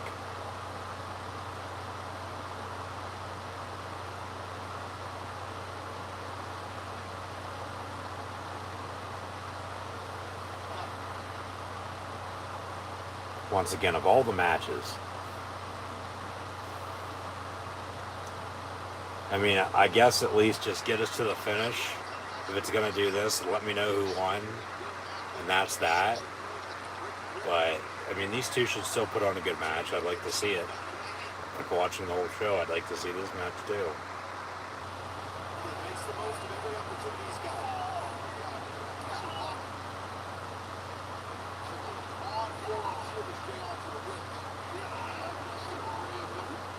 Moxley throws Tanahashi into the corner.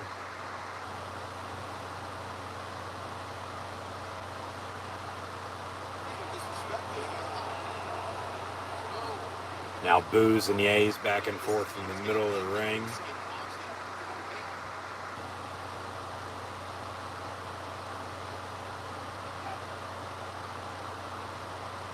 This show's flown by. Like it's been a smooth sailing night.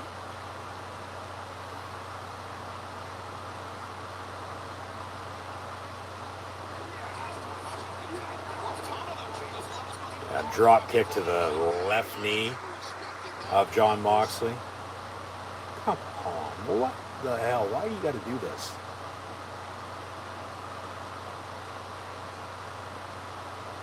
This is pathetic.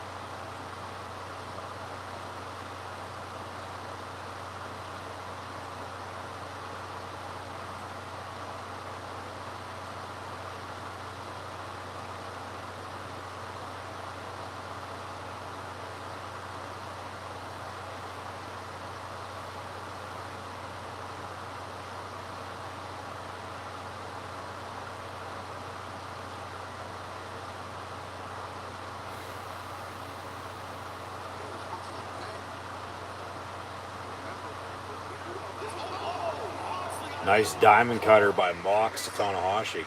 Yeah, the winner of this will become the interim AEW World Heavyweight Champion. And then once Punk returns from his injury, they'll have a match. Yeah.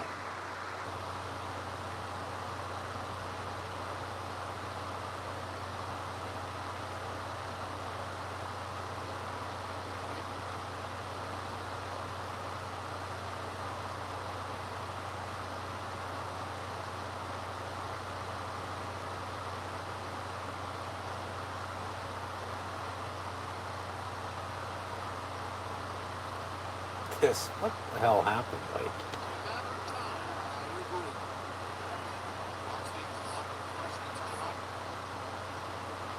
just kept like, there we go. Thank you.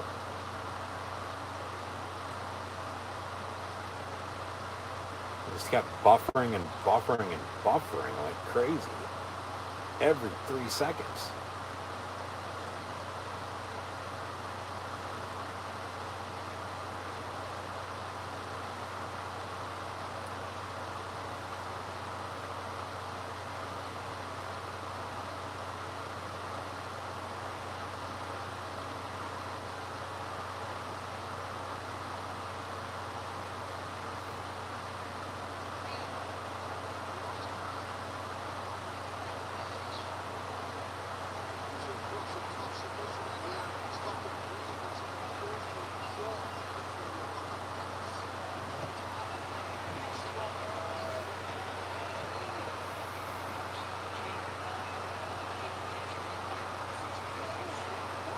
Moxley stomping holes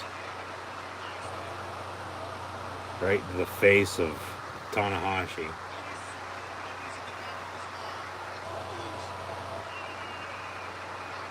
Now has him in a sharpshooter, if you will.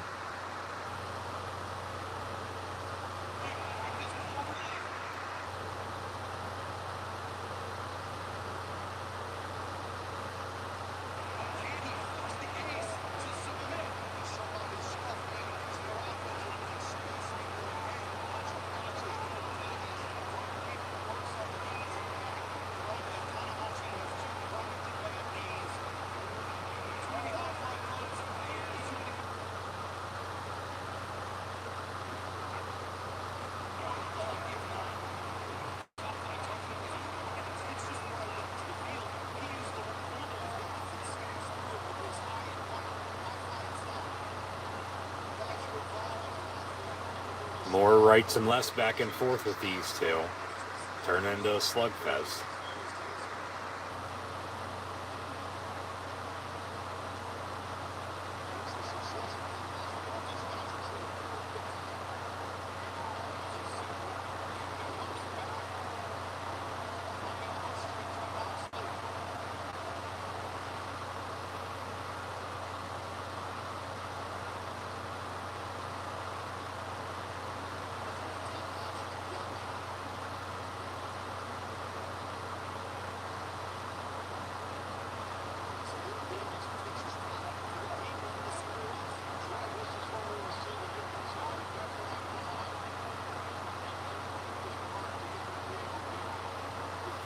Tanahashi picks up Moxley, throws him down.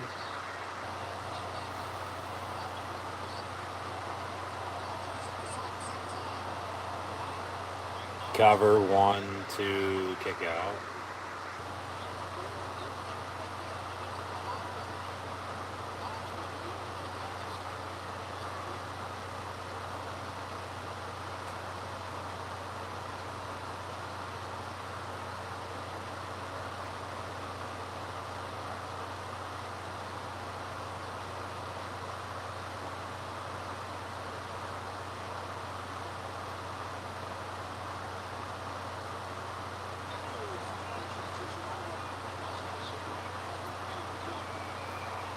Crossface, headlock, rope break.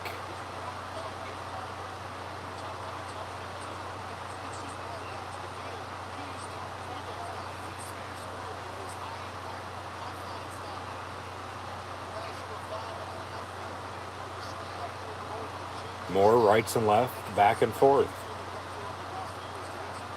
As JR would say, I'm surprised he hasn't yet.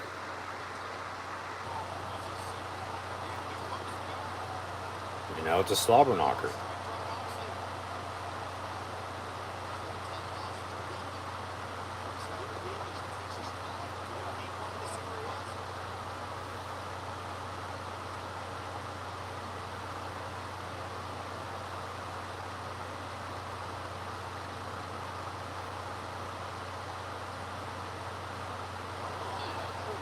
Nice Pile driver from Mox, cover 1, 2, and a kick out.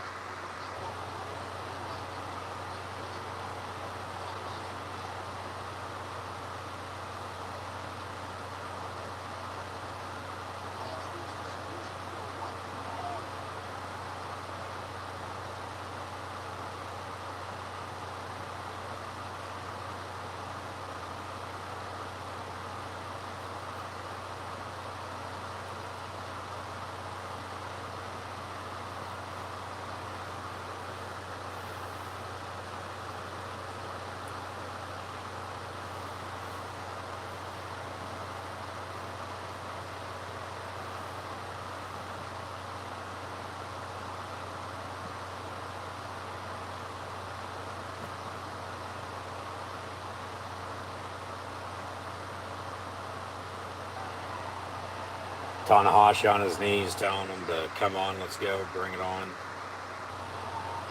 Moxley with a kick, but he catches him. Arm or leg drag. But then, yeah, an arm breaker locked in the meantime.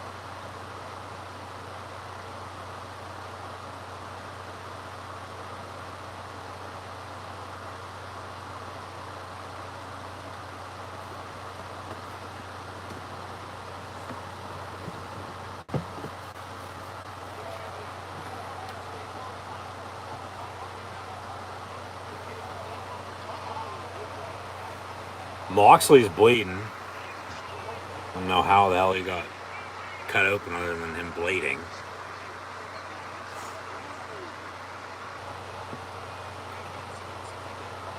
Yeah, I don't think there's any head-to-head contact between the two of them.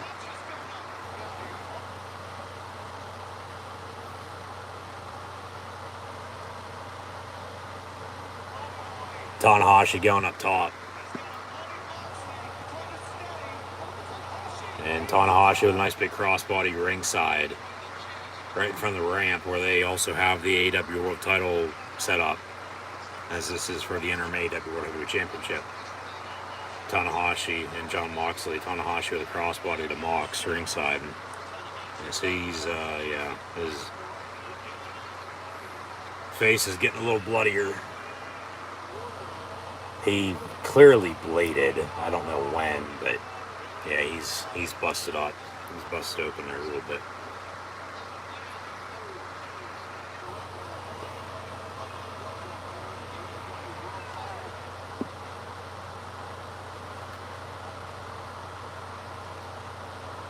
Yeah, the ref really hasn't counted for any countouts tonight. Had like a 3 or 4 count there, I think. Try to get both Mox and Tanahashi back in the ring.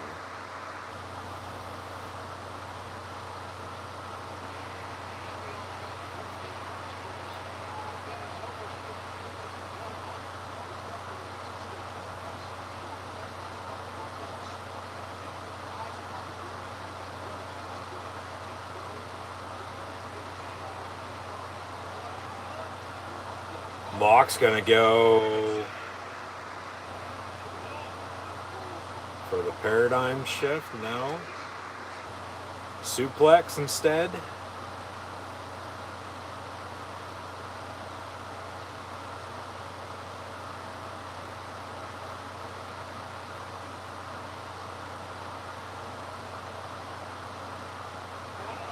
Yep, suplex. Now Tanahashi's of course bleeding, but it's Moxley's blood. It's on his chest. There's the paradigm shift, the DDT cover, 1, 2, kick out of 2.5.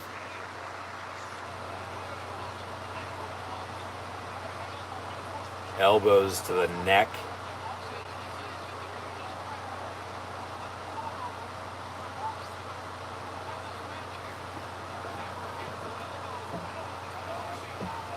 Tanahashi with some headbutts. Knee to the face. Moxley's down and out. He's really bleeding out. Tanahashi going up top.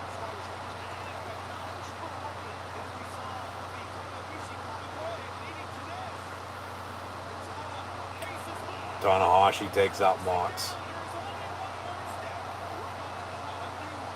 Gonna go back up top again.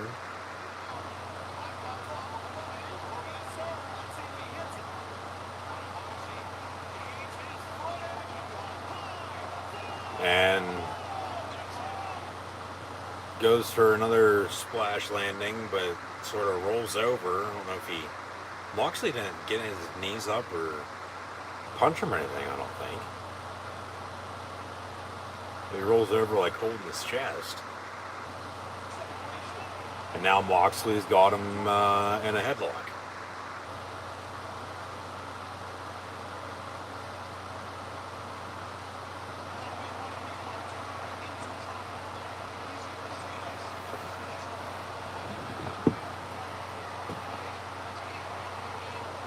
Moxley with some headbutts. And Tanahashi reverses and gets him down for a pin and a cover and a kick out.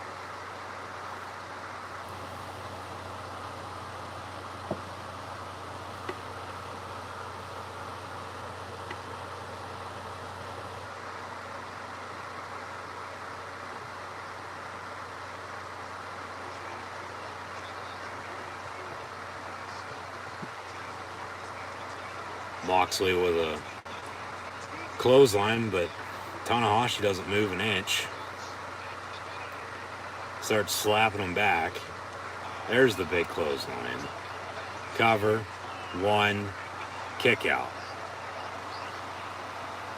And go back to what I said earlier too, as Moxley can't believe he kicked out. You know, if Omega's coming back, why not have him come back if Moxley wins this? You know, you go back to that feud.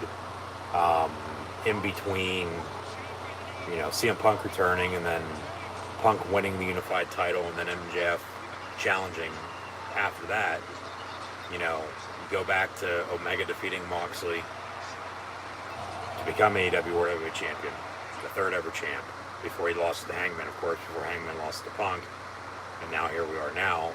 But, you know, the exploding barbed wire death match and, you know, all that as well. Of course, on an interim basis, Tanahashi's not going to be in AEW, you know, all the time.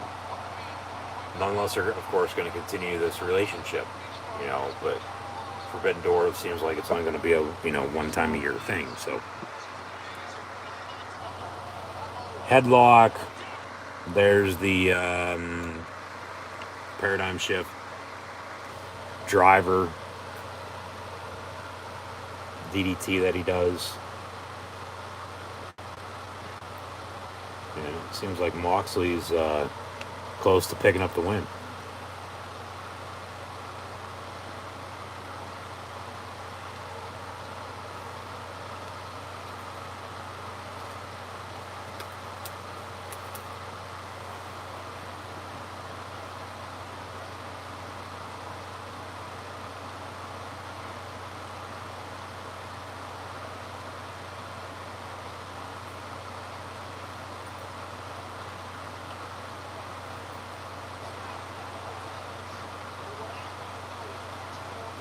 And in the meantime, that was a 1-2-3, and yeah, Jon Moxley is your new interim AEW World Heavyweight Champion.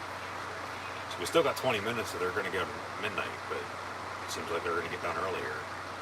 Is anybody coming out, though, is the question.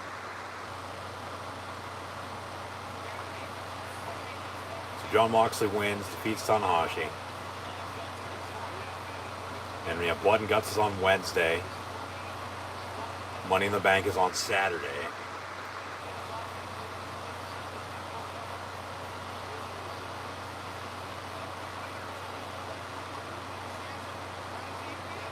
Moxley just sitting in the corner with the title after defeating Tanahashi. Forbidden Door was a good show tonight. Absolutely flew by.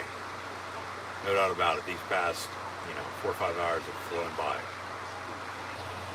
They're going to shake on it post-match. But Jon Moxley puts the ace in the hole and becomes the new interim AEW World Heavyweight Champion.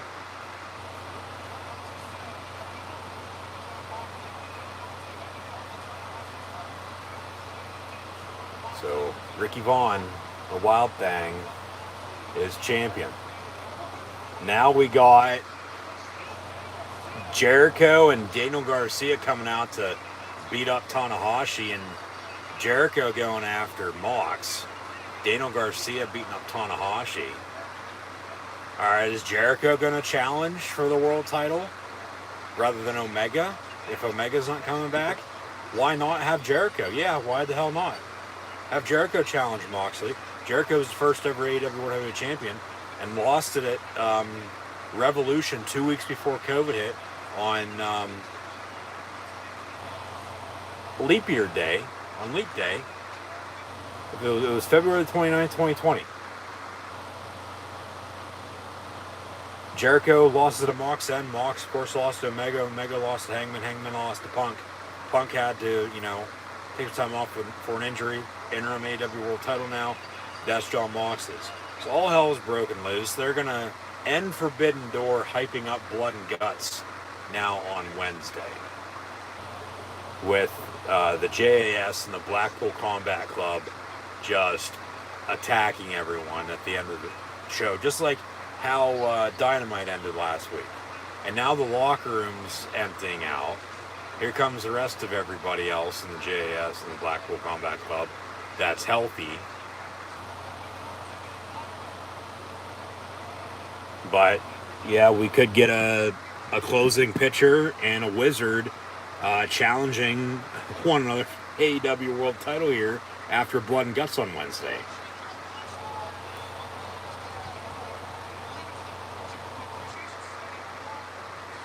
So this is how Forbidden Door is going to end. Sort of how, of course, here comes Claudio with his entrance music. Is Bryan Danielson still going to come out? Is he okay?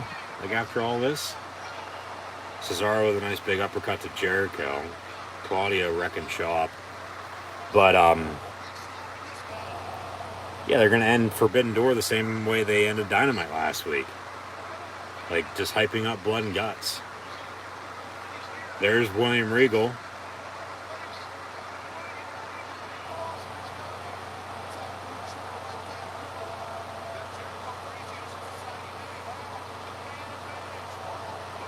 And now Cesaro taking 2.0 for a swing.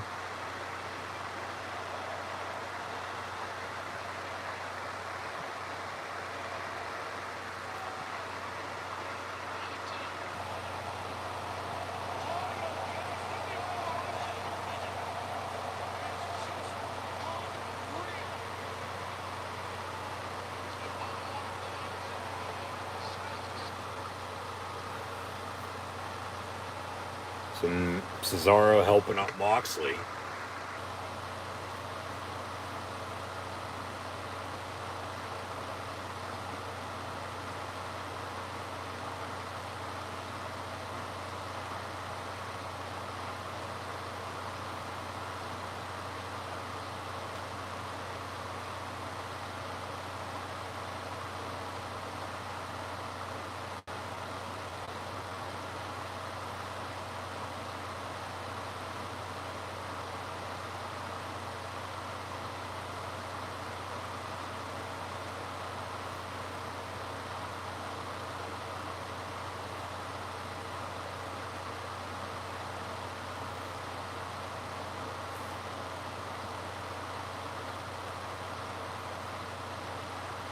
But Blood and Guts will be on Wednesday as Moxley is your new champion, and at Blood and Guts on Wednesday, we'll have the Jericho Appreciation Society and the Blackpool Combat Club.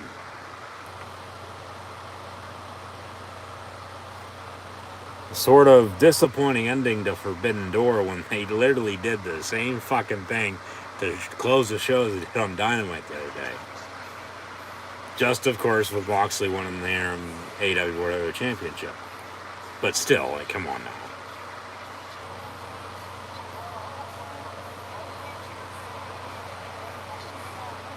Yeah, so long. That'll do it. So long, everyone. We'll see you Wednesday on Dynamite for Blood and Guts, as the Blackpool Combat Club flips off the Jericho Appreciation Society, and that's Forbidden Door for you folks. Very, very good show, I thought. Especially the last, 4 or 5 matches there. But they started out with like 6 of 8 or 7 of 9 tag team matches, whether they were 2-on-2 or 6-mans or 8-mans, which you can't go wrong with those. Cesaro, Claudio was Bryan Danielson's replacement, defeating Zack Sabre Jr. FTR are your new ROH and IWGP World Tag Team Champions as well. Jay White retained his IWGP World Heavyweight Championship as well over Okada, Hangman, and Adam Cole, baby, before Jon Moxley became the new interim AEW World Heavyweight Champion, defeating Hiroshi Tanahashi. And now we'll await CM Punk to return so they can have a unification match for those 2 titles before CM Punk, you would think, wins that. And then MJF challenges Punk for the AEW World title and presumably beats him, whether that be, all out Grand Slam, Full Gear, late this year, early next year. Before too long, MJF's going to be AEW World Heavyweight Champion. End of story. That has just been the long-term story of it. Seems to me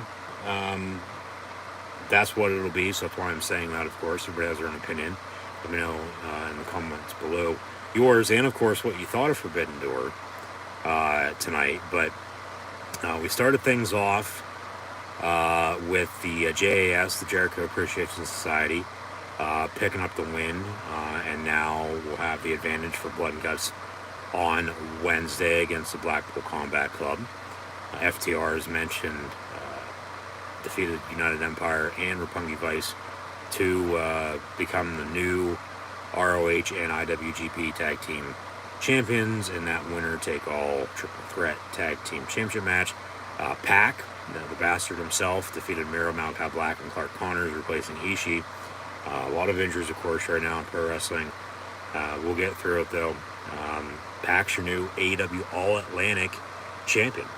The Ocean title, if you will, for AEW. Still no idea why the hell they called it the All-Atlantic Championship, but I'll digress. Darby Allin, Sting, and Tagagi defeated the Bullet Club. Cesaro, Claudio defeated Zack Sabre Jr. Thunder Rosa retained her AEW Women's World Heavyweight Championship as well. Will Ospreay, still your IWGP United States Heavyweight Champion, defeating freshly squeezed Orange Cassidy. And then the 2 main event matches, Fatal 4-Way IWGP Heavyweight title. It was Jay White defending and defeating the former champion in Kazuchika Okada, along with Hangman Adam Page and Adam Cole, baby. So Jay White, still your IWGP World Heavyweight Champion, before Jon Moxley put the ace in the hole and defeated Hiroshi Tanahashi to become the new interim AEW World Heavyweight Champion. Before all hell broke loose, of course, before Blood and Guts on Wednesday, as the Jericho Appreciation Society started attacking Moxley, the rest of the Blackpool Combat, and the JAS came out. So sort of disappointing ending to Forbidden Door, to a good show from start to finish that absolutely flew by tonight. I thought these past, 3.5, 4, 5 hours with the buy-in from 7 to 8 and then 8 to, almost midnight here now on the East Coast for the main card. Because they ended the show tonight for Forbidden Door the same way, literally the same way they ended fucking Dynamite the other night. So, I mean, I get it. They're hyping up Blood and Guts on Wednesday, but it seems like Jericho could be the first challenger for Moxley and the interim AEW World Title, because he was bitching, of course, because he's a wizard and he can do whatever the fuck he wants, including also backstage once again tonight, shooting on the fireball. But yeah, they can go back to that story. Jericho was the first AEW World Heavyweight Champion, dropped to the Mox Revolution right before COVID. Mox held down the fort before he lost it to Omega. Omega lost to Hangman. Hangman just lost it to Punk.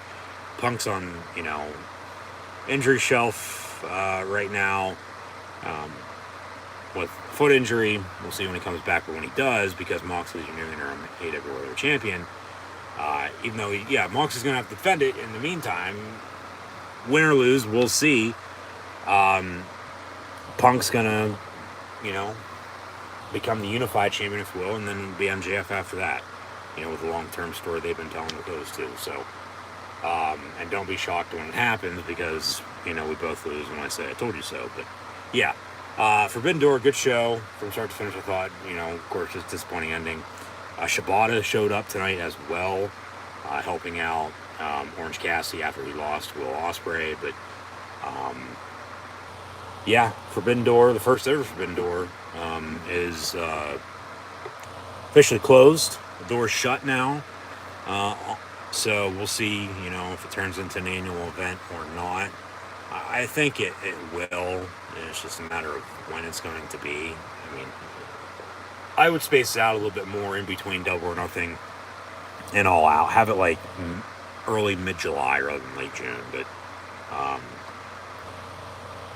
talked about all that earlier. So just once again, thank you for tuning in, of course, and listening to my live watch long reactions live right here on YouTube for AEW and New Japan Pro Wrestling Forbidden Door. But yeah, at the end of the day, Jon Moxley is your new AEW World Heavyweight Champion. And that's going to be right now, for the time being, on an interim basis. So he's your new interim AEW World Heavyweight Champion. And once CM Punk's healthy enough to return, if at all, which he will be, just a matter of when, probably be All Out. And then that's probably how they'll end All Out, with MJF coming out. Right, I can already see that. Yeah.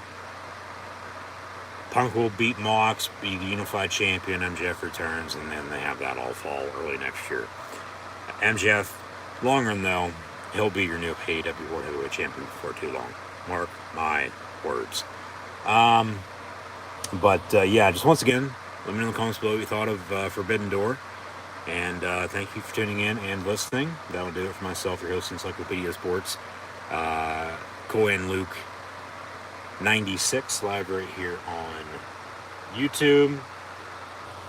Just be sure to, as always, like, follow, and subscribe on social media. Links in the description below. Thumbs up button, share, red subscribe button, notification bell next to it as well, so you can stay up to date on social media and be notified when there is another video and or live watch long reaction stream published live right here on YouTube. So yes, once again, thanks for tuning in and listening. Be sure to like, follow, and subscribe on social media. Links in the description below.